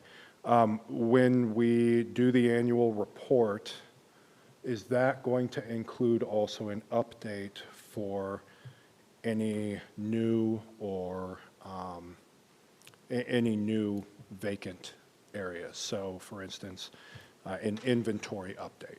Yeah, the way I would envision that is that come February of each year, this would really be an opportunity to do a comprehensive report.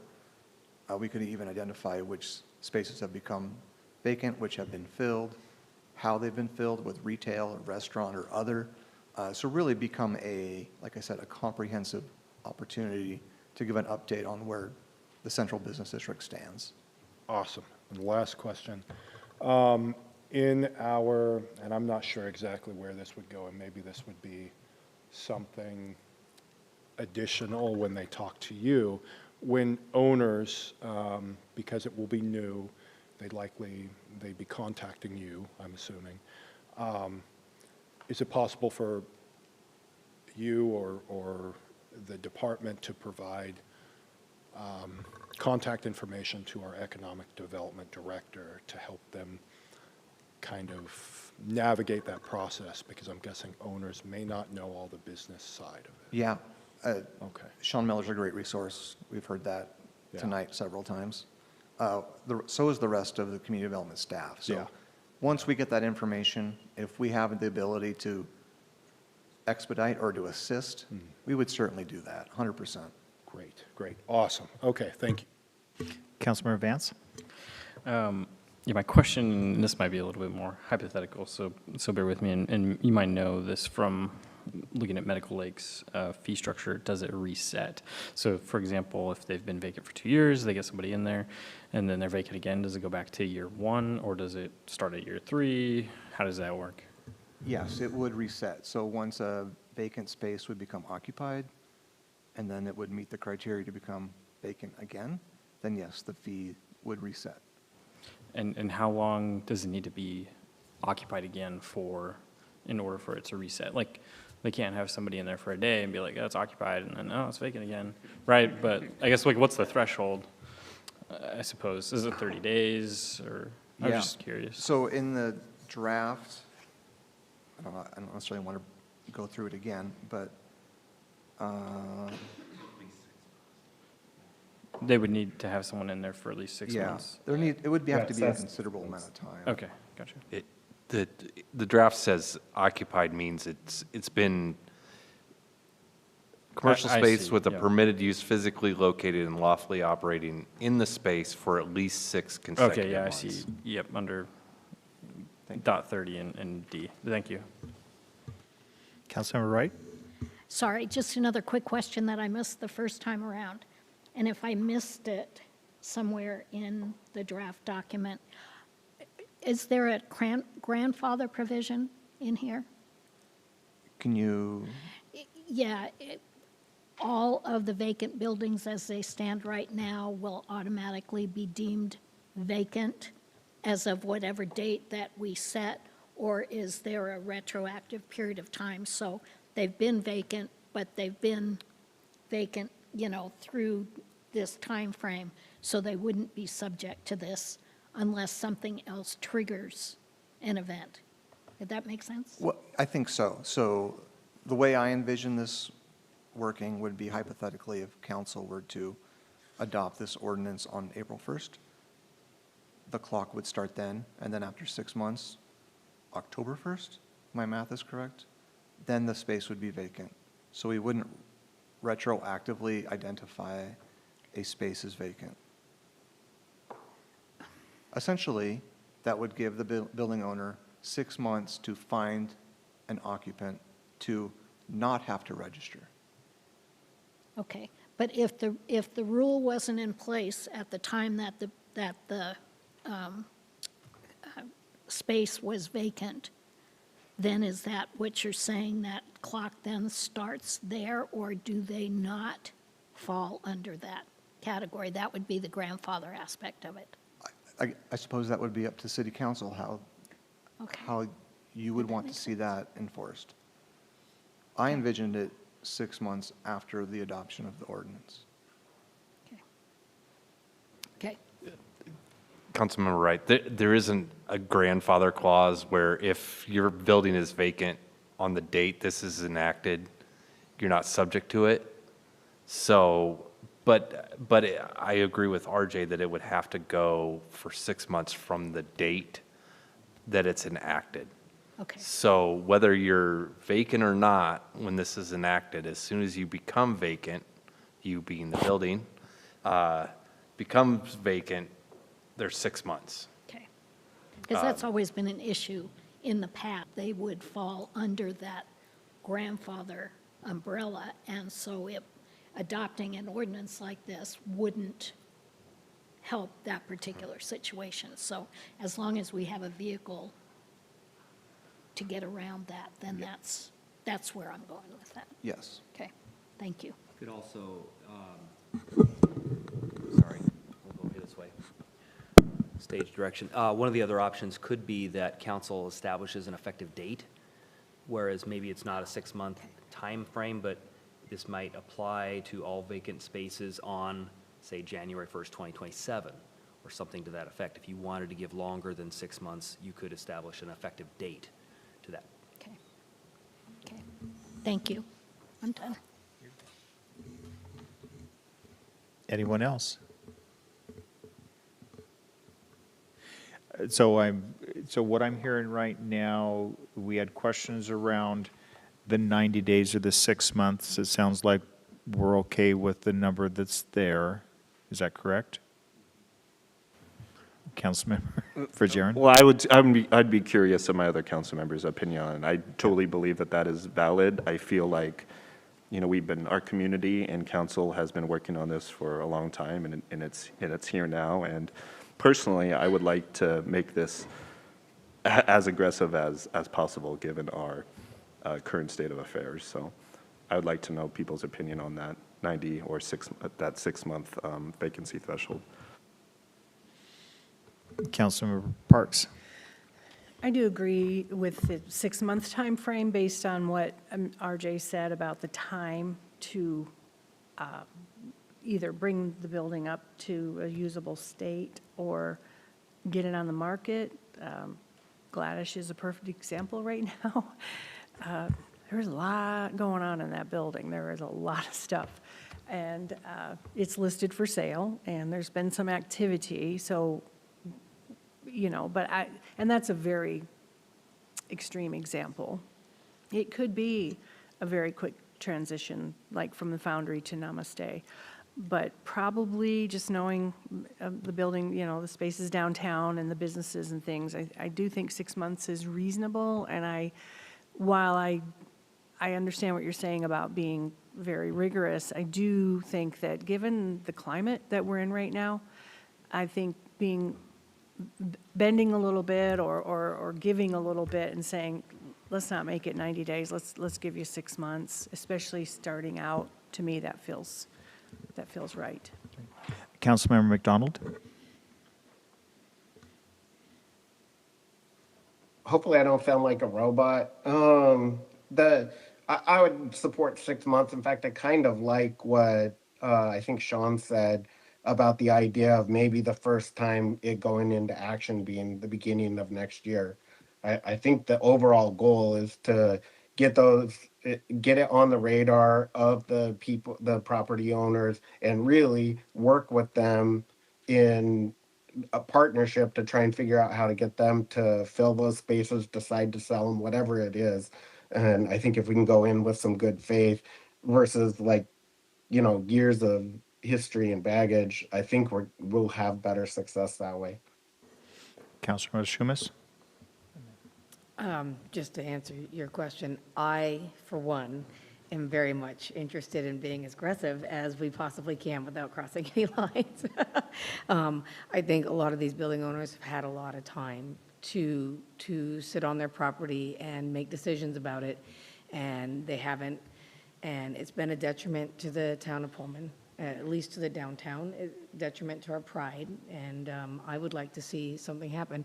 And I'm sorry that I missed it, but I forgot to thank you. This is amazing. Councilmember Weller? Thank you, Mr. Mayor. So I would actually support what Councilmember McDonald was saying and Sean's suggestion. If we do it on the January, that would be, 8 months? And but quite frankly, this is going to be a huge shift. And being able to contact and having all the owners aware that things are being done differently now gives due, yes, they've had ample time, agreed completely. But that would also give a lot of notice to say, okay, look, we're giving you a chance. Let's go in with good faith and do it that way. I do have a question, however, regarding, Councilmember Parks brought up a good point. When it's something like a building like Gladish, where things are split into all these different, does that mean like if each space in Gladish is not occupied, is that in violation? How do you deal with something that's split like that? So a building like Gladish is unique in many ways. So there are many spaces on the first floor that would need to be occupied for the entire first floor to be considered occupied. So just because it's under one ownership, if there are spaces that are vacant and they're identified as individual spaces, then that would fall under this code.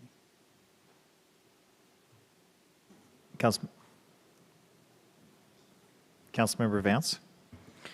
I would just offer, also from my point of view, maybe also, I'm kind of in agreement to the 90 days, like the 3-month timeline, but also in putting it into effect, like at the beginning of the next year. So, right, there is time, but we also have some sense of urgency with businesses maybe moving forward to turn it around. Councilmember Parks? I just want to follow up on the Gladish or any building of that situation. So, because when I was working in there, there were vacant spaces technically on the second floor and the first floor. So even though there are people in there and the lights are on and everything is up and running, but if there were vacant rooms or spaces, then that would be considered a vacant building? So the way that this draft ordinance is written, it would only apply to first floor spaces. Oh, you're right. Right, Okay. so keeping in mind that we Thank you. do have in the downtown area spaces both subgrade and second floor. Some of those are residential in nature, some of those are commercial in nature. So this ordinance, as it's written, and it could be amended if the council chooses, is just first floor with the intent that it would have an upgrade to the downtown area, especially visible from sidewalks, streets, inside vehicles, and not taking into account subgrade or second floors. Thank you. as we relate to the first floor, can you give, I'm interested because I think about Gladish where the entrance isn't to the first floor, the entrance is to an upper floor. I think about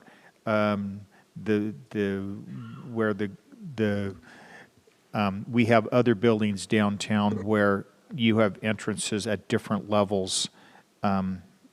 So multiple floor entrances. I'm thinking down next to Sanctuary, the guitar shop is an example of one that has that. How would this ordinance treat that first floor concept? First floor also determined or also thought of as street level.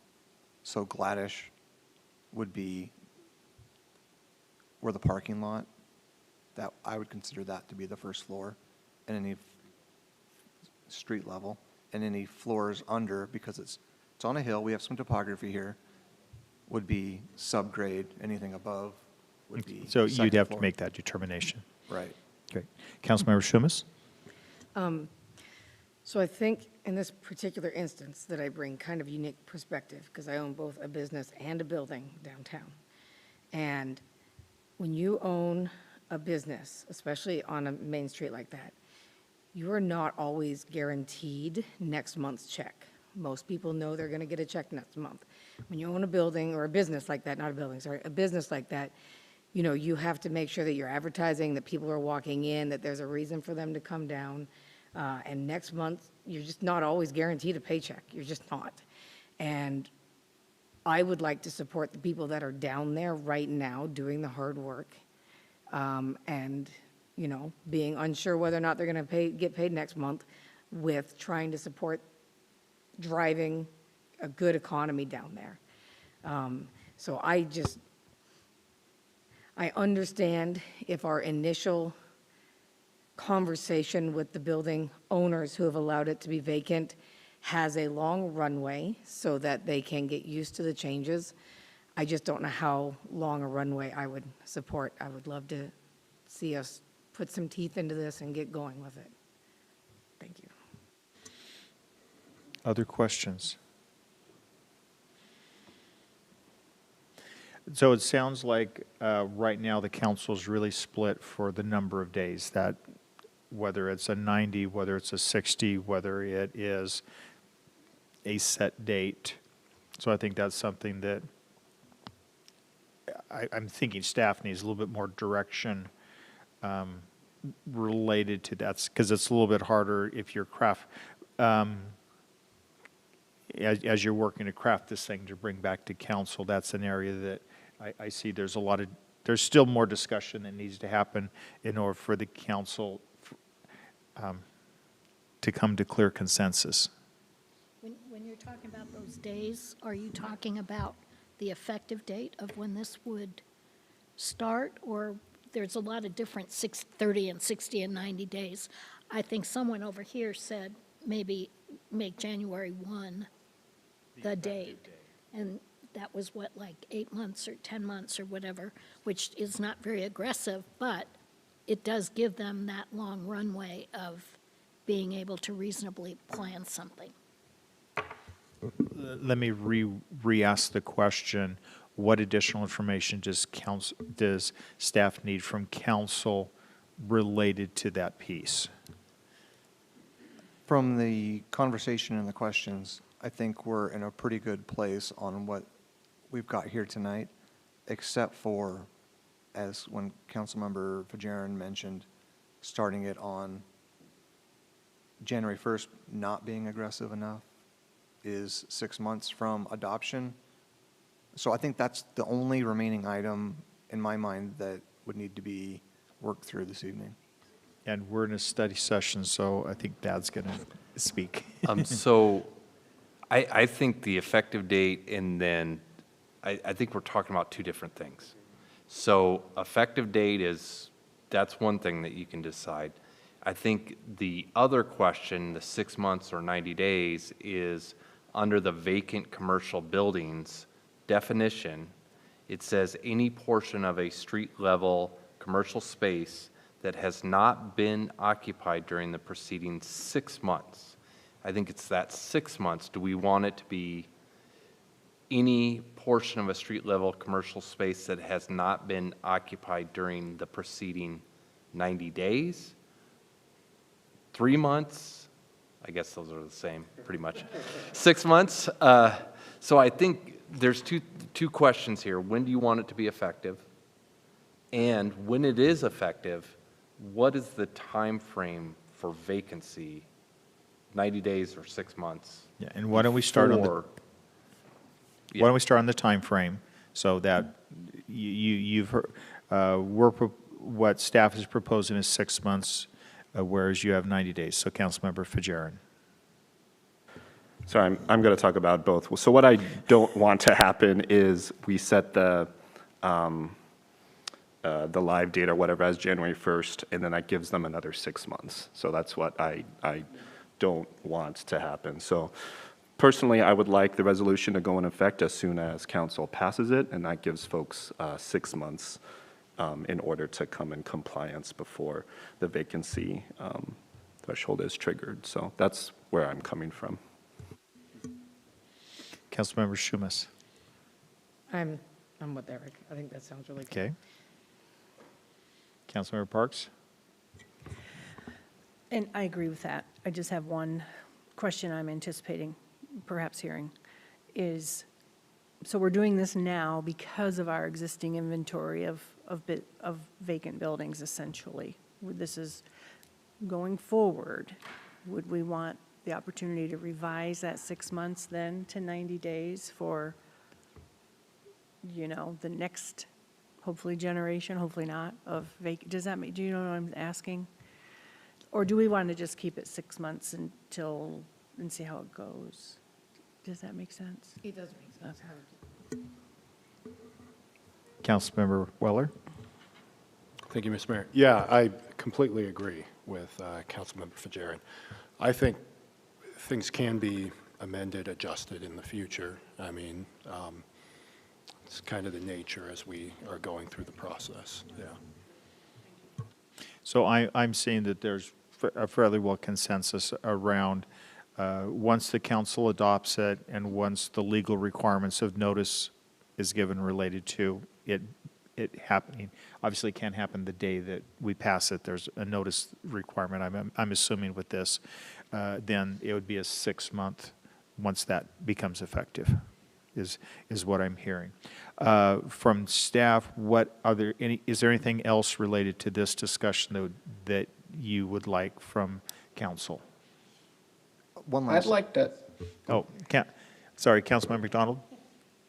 one thing I'd like to float out there, and I don't know if I need to or if I'm even allowed to, but one thing I would love to do is, I've talked to a few different key leaders in the community, and I think it would be really great to have just an informal team just start, I mean, even this month, reaching out, coming up with questions to send out to those property owners, include someone from the chamber, someone from the DPA, people from RJ's team, a couple of people from council, and just reach out and say, hey, we're going to be doing something here. We want to work with you. We want, right, this is to be a good neighbor. Most of that stuff is be a good neighbor and pay the $250 plus per year. It's not a big fine fee.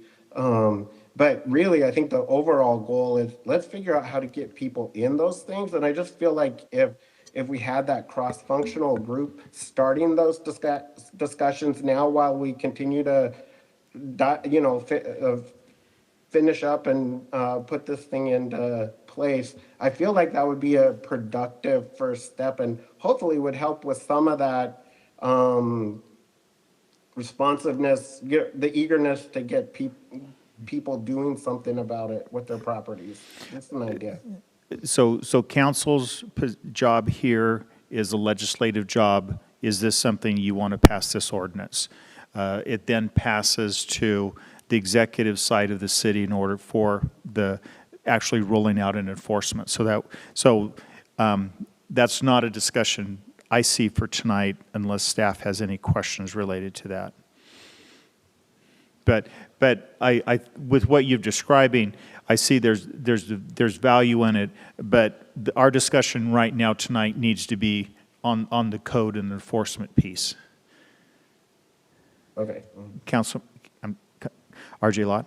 Yeah, one last item, Mayor Benjamin, the fee schedule. Yeah. Does the council want it to mirror what Medical Lake has, which I described this evening? Do you want it to be on a different scale, different time frame? Is the amount appropriate? That's where I'd like some direction. Councilmember Weller? Thank you, Ms. Mayor. And just real quick on Councilmember McDonald's, I know Sean Miller has reached out to the owners. And I know you wouldn't know this because you weren't on council previously, but I know there's been an ongoing conversations between the mayor and owners and RJ and owners and Sean Miller and owners. And so there's been a lot of that going on, but as the mayor mentioned, it's a good point to continue that. On the fee schedule, I would say 250, as Councilmember McDonald mentioned, is very, very minuscule, in my opinion. I don't know that it has a whole lot of teeth. However, I would actually defer to Councilmember Schumas on her opinion on it, because as an owner, I just feel 250 is very, very small amount to get any owner to comply, especially in the first year. But I defer. Well, I just want to Councilor Schumas. piggyback off of Nathan. I love Brian's idea of being a good neighbor. While I'm gung-ho, I also want to be a good neighbor. I think that if you can afford to own a building, you can afford some fees if you choose to leave that building empty. That being said, I am not looking to bring wrath down upon our heads if some people are very upset by the fee structure. So I'm willing to listen to discussion about whatever you guys think is reasonable. I think it could be more, but. Sean Wells? One of the things, just informational, that when we talked to Medical Lake about this, is that the fee structure they set for $250 was coincidentally the same amount as if they had to go to enforcement, and the first step of enforcement would be a $250 infraction. And so it timed out pretty well for them in that sense, that the same dollar value was used to kind of establish their baseline of $250. Coincidentally, that's also ours for the Class 2 civil infraction. Councilmember Vance? I don't have anything at this moment, no. Councilmember Parks? I take especially what you said about the fees. I do agree, if you own a building, there's a cost of business for doing business or being in business or owning things. I think the 250 is okay in one way because it is not like instant teeth, instant pain. It's, okay, you're going to register your building. That's going to get you on the track now to occupy your building. And you have a year to do that. And if you don't, then, right, or 6 months. No, you have a year. Once you register, you have a year to do that. And then now it's going to be 500. I think an incremental scale is good because that can be motivating, even if the first one doesn't seem like a lot, but it's going to get more and more serious. And as RJ said about Medical Lake, people ended up selling their buildings or realizing they owned a building. But it causes movement, and that's the goal of this ordinance, I believe. Thad? Thank you, Mayor. I want to raise two issues for your consideration. I feel like I am obligated to. The first is the subsection 060, the window displays. This is very subjective. So it could be difficult to enforce, and this is not the 6 months, this is 30 days. What I feel are appealing scenes depicting or suggesting business or cultural activities may not be the same as anybody else sitting at this table. Likewise, displays works of art or provide other displays of cultural or educational value. Again, that to me is very subjective, so that puts a lot of pressure on the community development director and their taste. So that's a concern for me. I also, I think it's important, we have a number, so the city has had a residential rental registration requirement since 2008 at least. And today there was, I think, 7 or 8 violations in the contested infractions. So it seems simple to just fill out a form and write a check, but it clearly isn't.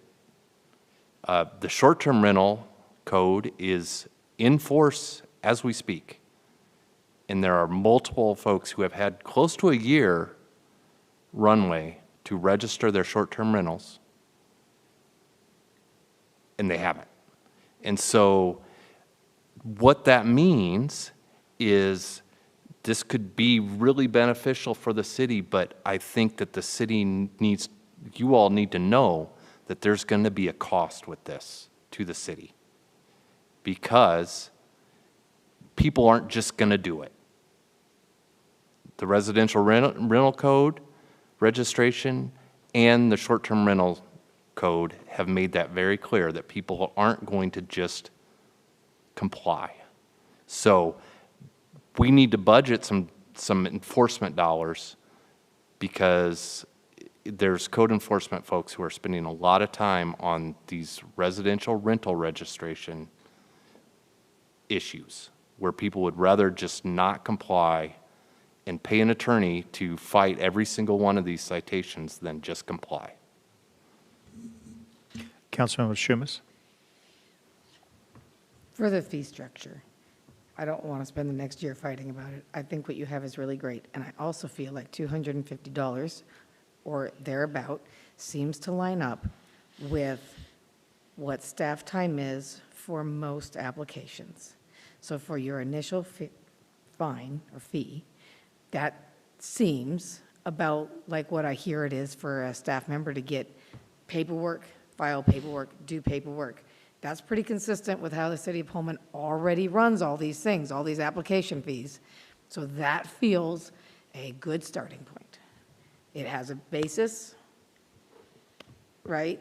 Like it's not a number we just pulled out of a hat. Does that, anybody else? Okay. Councilmember Weller.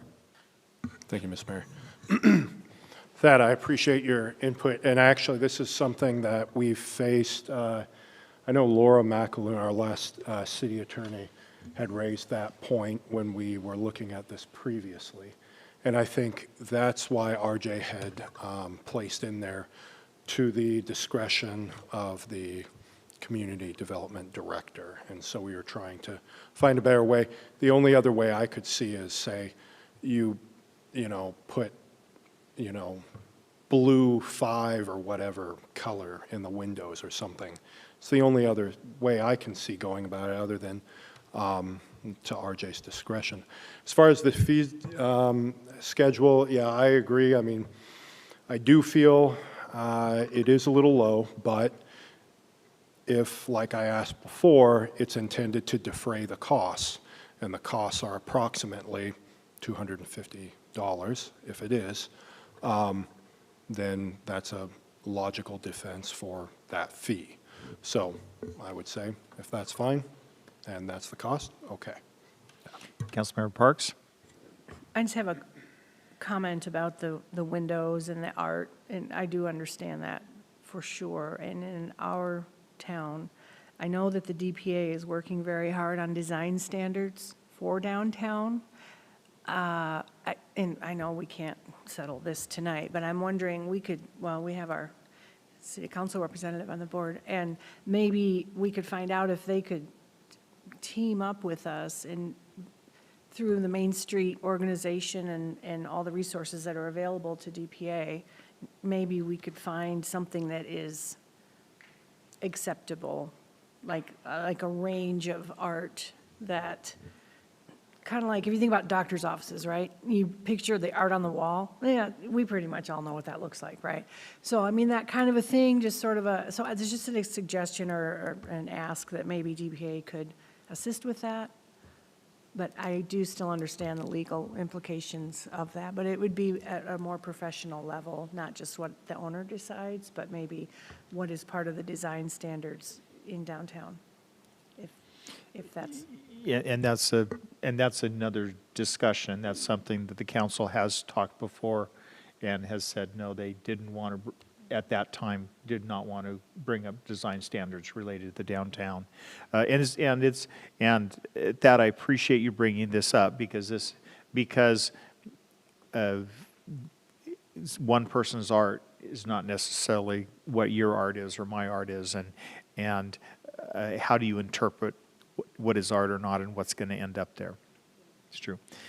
Pat, since you haven't spoken for a while, so I have Councilor Wright. Just real quick, I know when we were looking at this several years ago, Everett comes to mind as a location that did get into some difficulties with just this, the window displays and all of that. And then that was, now my memory is a little bit hazy, but that was one of the reasons that they felt that it was not a good idea to take this on. I guess they just really had a lot of issues with this whole thing. So I just throw that out there for sake of argument here. And I think maybe Yakima that you're thinking of. Everett is the one that we kept looking to when we went through this before, because they have this full code, they have everything in there. They have never once enforced it or done anything for downtown Everett. So it's been in place for, I mean, as long as I've been, 6 years, maybe longer.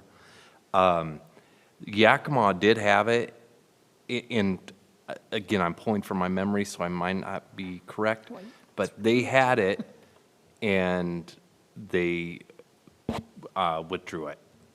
They rescinded it. So, I don't know exactly the reason why, but anyway, yeah. So Everett is one that we've talked about a bunch. But again, when we looked at this last time, we sent them a public records request asking for all of the registrations that they've done, all of the enforcement. They haven't done a thing with. They passed it, and that was the end of it.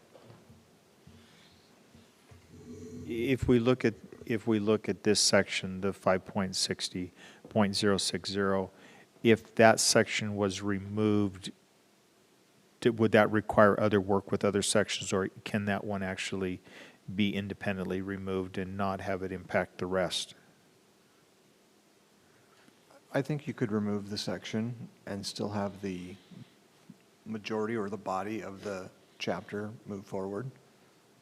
The result would be that we would have vacant windows, we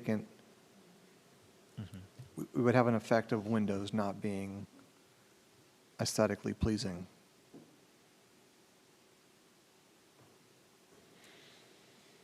Councilmember Weller. Thank you, Mr. Mayor. I would say, for the sake of what Thad is talking about and previous attorneys, if we remove it, might be a good idea, and it may also even put additional pressure on owners when they go down and they say, oh, yeah, I mean, it doesn't look great. So maybe it'll have a twofold thing, avoid any legal situation, hopefully, or at least lessen it. So that would be my suggestion. Yeah. And we can adjust later on if we want. Councilmember Wright? Well, or at least specify something that doesn't lend to the subjective aspect of this.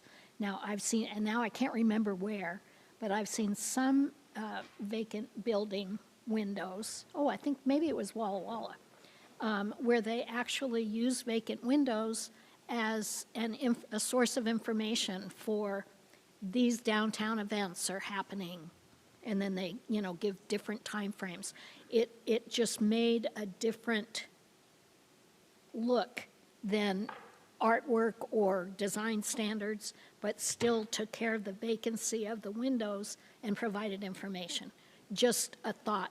Not saying that that's what we want to do, but if there's something that would remove that subjective aspect, that would make it a little bit easier to clean up that look and still provide some value. Just a And thought. I think, Councilmember Wright, that would fall under subsection C, consistent. It is subjective, as Thad mentioned. Obviously, we would prefer crimson and gray over purple and gold, right? But nonetheless, I think improving the look is the ultimate goal. So I'm hearing consensus right now. So I'm not hearing, so Councilmember Fajarin.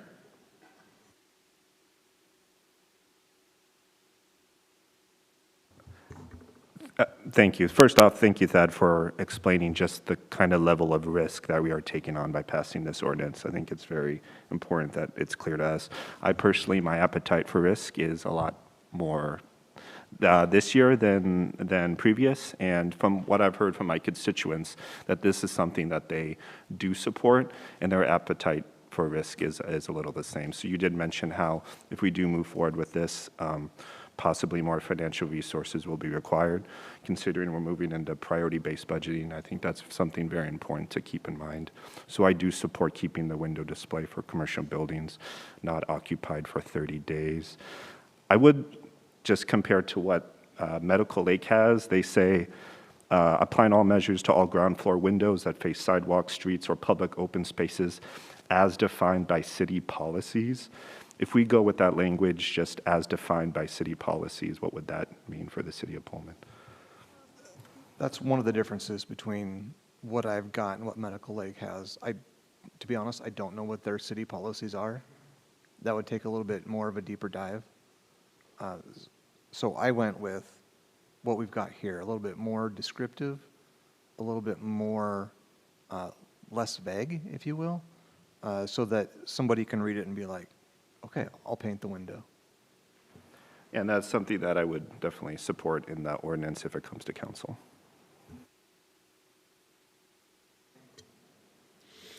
Councilmember McDonald?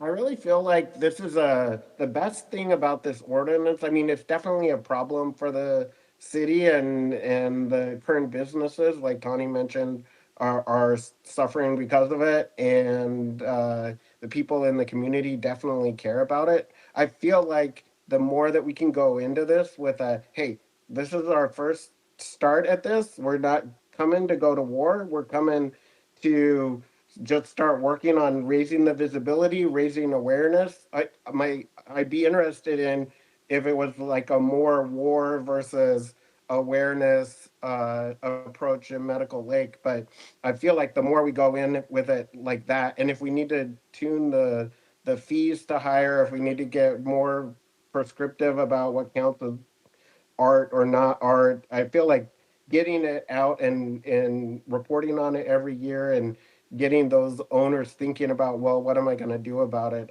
I feel like that's what we really need more than anything for the first step. And what we don't need is a war. A couple of people mentioned it in different ways. So, Councilmember Weller? I think we're kind of getting into the weeds, and I think in order to move this just forward, and I understand exactly what that is saying, let's move this forward. I think right under C, under 060, it says, other measures consistent with the examples approved, as I said, by the community development director or designee. I think that is a good stopgap measure, and let's move forward. We're burning nightlight. And I'd like to, if we Yeah. can kind of wrap this up, if there's, we've talked a lot of things repetitive, and is there anything new? Councilmember Vance. I do have a new item for us to talk about discussion-wise. So, okay, let's say they're on year 2 of being vacant. They got somebody in September. It comes January. They're 3 months into having someone in there, but now it's time to pay. Would there be like a pause on that, given that they do have occupancy when it comes time in January, right? I'm just trying to think of like a corner case here for someone they're in good faith, they're getting someone in there. Well, as long as it meets the definition of unoccupied, I would go with that on January 1st. And the reason being, to Thad's point about long-term rentals, is that it's difficult to maintain or to keep track of everything. Sure. And to go into a situation where some renewals are April 13th and some are November 10th, and some are prorated, some aren't, becomes increasingly challenging. So right. if I'm answering your question, if it's vacant on January 1st, then the fee would apply. Okay. So, okay, that makes sense. Yeah. Could there be language in there that kind of puts that in black and white? I guess I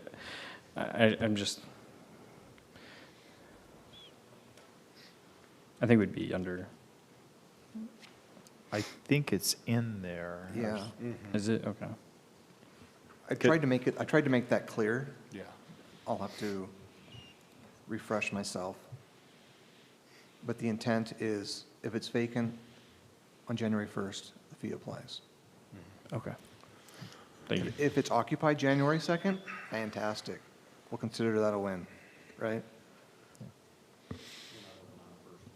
I don't think many places are. So with that, RJ, do you feel you have good direction? I do, yes, Okay. thank you. Great, so let's go ahead and finish that discussion on this item.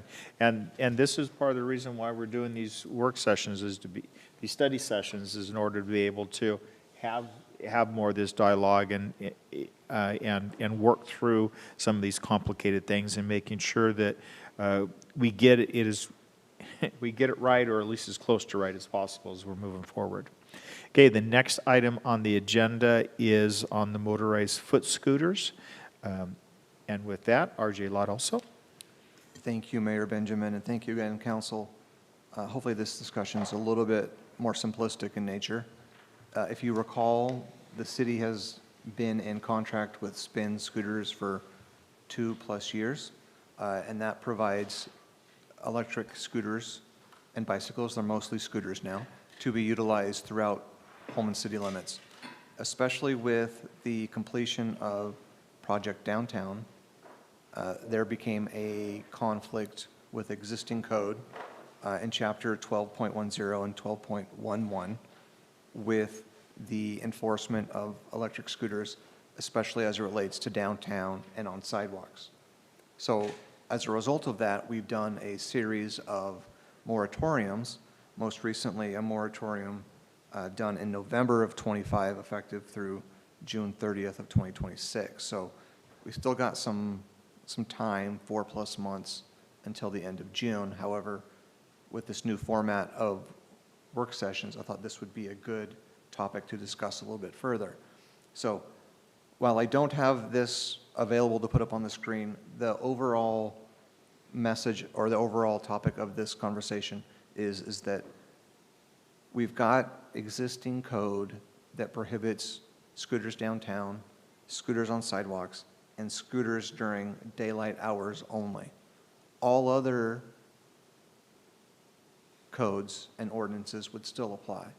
So my conclusion on this is, do we want to take what we're doing a moratorium on and change what we've got in our existing code so that we no longer need to do moratoriums, so that we would allow those electric scooters to be utilized downtown on sidewalks and in non-daylight hours. With that, so this is that discussion. Councilmember Weller? I was just Oh. saying, yes. Get away, let's get away from the that- moratorium. Getting to yes, I think I mentioned that. Councilmember Schumas? No, go ahead. Oh. Okay, so I just want to be sure, in this situation, we are only talking about scooters Scooters and electric bicycles. and electric bicycles. And not just spin scooters, but also privately owned. Okay. Is As well. this the question part only, or are we open to discussion? This is discussion on the whole Okay. thing. So I have a son who is delayed, special needs, and he so far has not shown an interest or ability to learn to drive, and his electric bike is how he gets along, and he does not feel comfortable riding in the roads. He just doesn't. So he rides on the sidewalk, and he likes to come to Rico's, and I very much would not want to push him into the road because it would not be safe for anybody. So for me, I am at a whatever it takes to keep him safe on the sidewalk, you know. Councilmember Parks? I would say, yes, let's lift the moratorium and possibly change these restrictions, because all three of those are happening all the time. And that's not a reason to not, to not address it or to leave it lie. But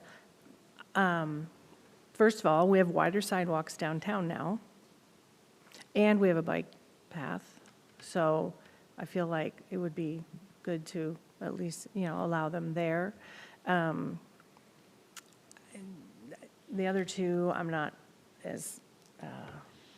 sure about, but I do see them operating at night. They do typically have a light. I see them mostly on the trail that goes from Whitman to Stadium Way behind Cougar Country.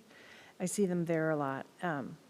I think it's time to at least try to accommodate them like we do bicycles. Yeah. And I'm aware that bicycles are not allowed on the sidewalks, but still. Yeah. And with the moratorium, it's just a moratorium on enforcement. So it's allowing them. So they're not, it's a double negative with that. Councilmember McDonald? Okay, so this is kind of more of a question. So RJ, if I rent a scooter or whatever, have my own scooter or e-bike, and I like weave from shoulder to shoulder on Grand, I can still get a ticket for that, irregardless of that. Just like if I was in my car or even just running and causing a scene. And then similarly, like to Tani's point, so if somebody's riding their bike or their scooter downtown carefully and cautiously and courteously on the sidewalk, I assume if you take all that out, that's fine. What happens if somebody like jerry rigs their scooter and sets it so it can go 50 miles an hour and goes hauling down the sidewalk? Like, what would the city do in that kind of case? I assume there's other rules to fall on for both of those cases. Yeah, those are good questions. To answer them, the proposed changes, or the moratorium for that matter, doesn't allow for negligent operation of electric bikes or scooters. It's not a Pullman free-for-all with scooters, right? Secondly, I've had frequent conversations with Police Chief Brashears, and he's indicated that by and large has not happened, that negligent use. There has been some minor injuries, primarily self-inflicted, if you will, and not including pedestrians. So his reports back to me, as we've had conversation over time, has been largely positive, and that those issues, such as you've mentioned, have not occurred. But if they did, you guys could handle that as a city because it's negligent, not because of these specific changes, right? Right. I mean, you'd still have something you could do there. Right. I defer to the police department on that to answer more eloquently than I could, but you're correct. And his ticket's out in the back of the room right now. No. Councilmember Fajarin?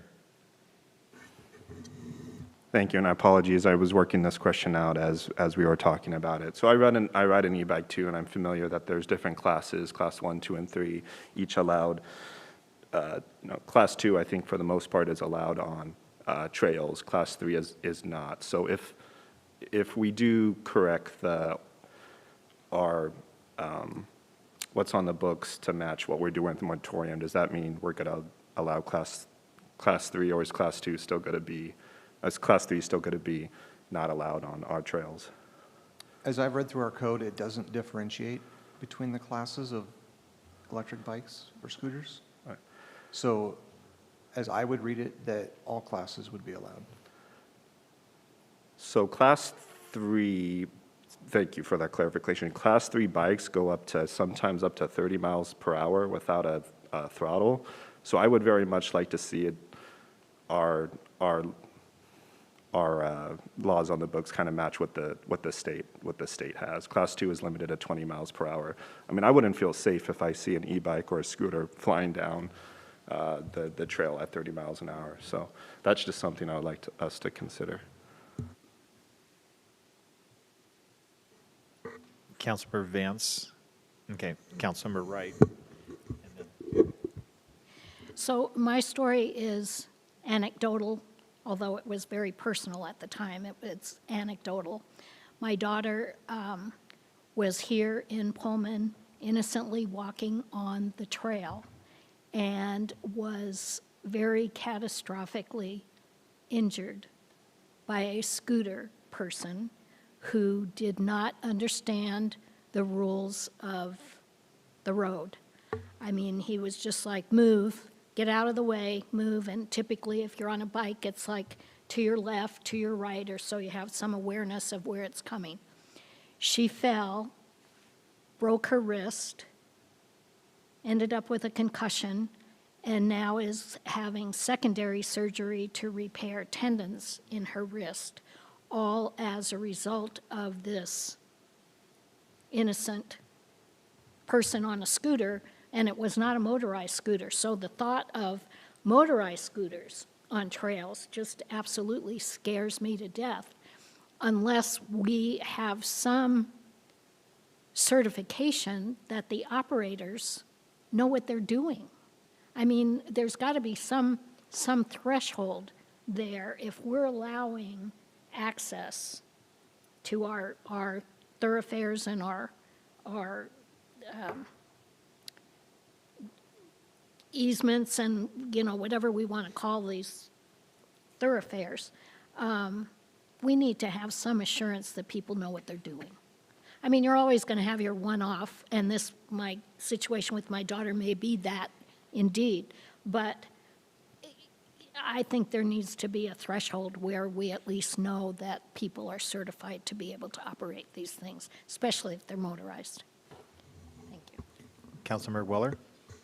Thank you, Ms. Mayor. I understand and I know what Councilmember Wright was talking about. A community member reached out and had her daughter had a brain injury because of the scooter.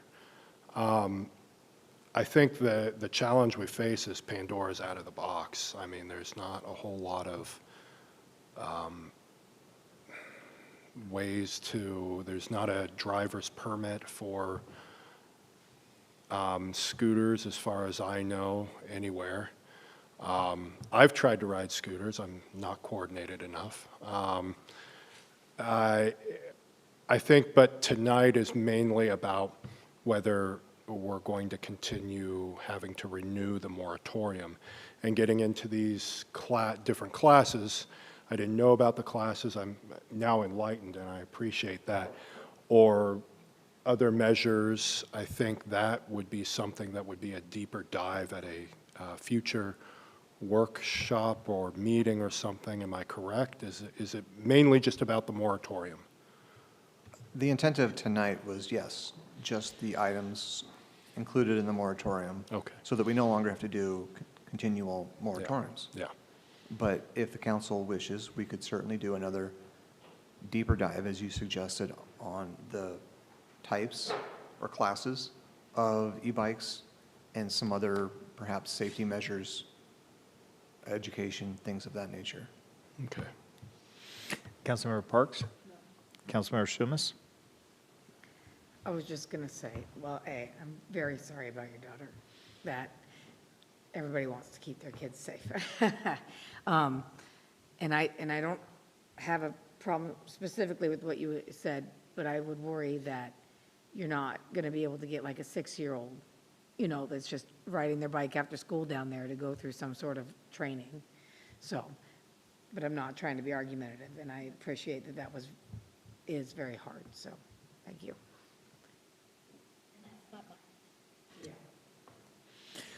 So have you gotten the information that you need? Sounds like there's more discussion to come related to this. But we didn't really talk about the lifting of the actual moratorium for enforcement, really.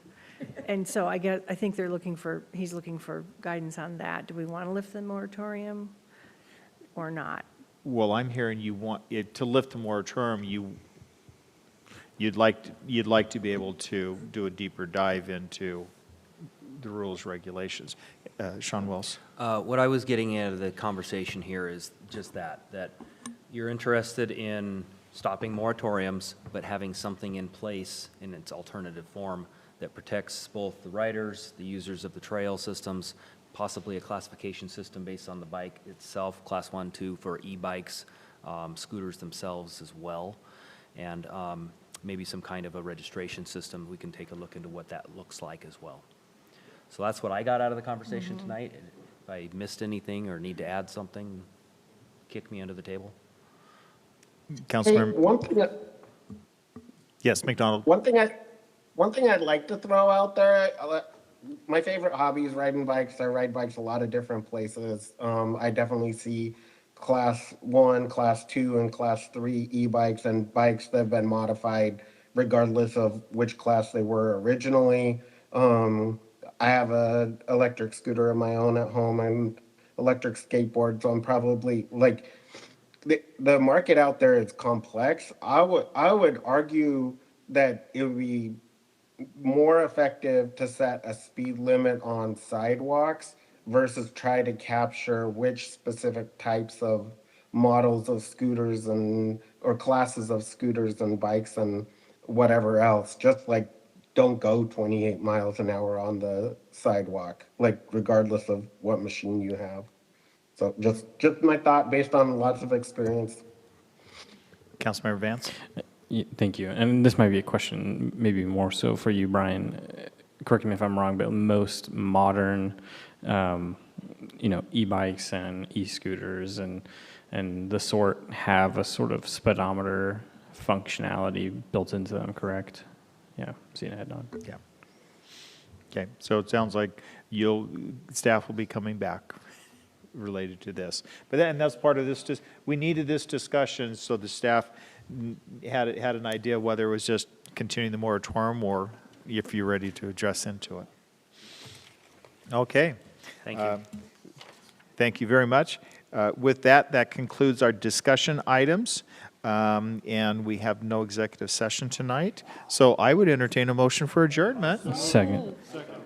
All those in favor? Aye. Aye. I heard we passed. We're adjourned.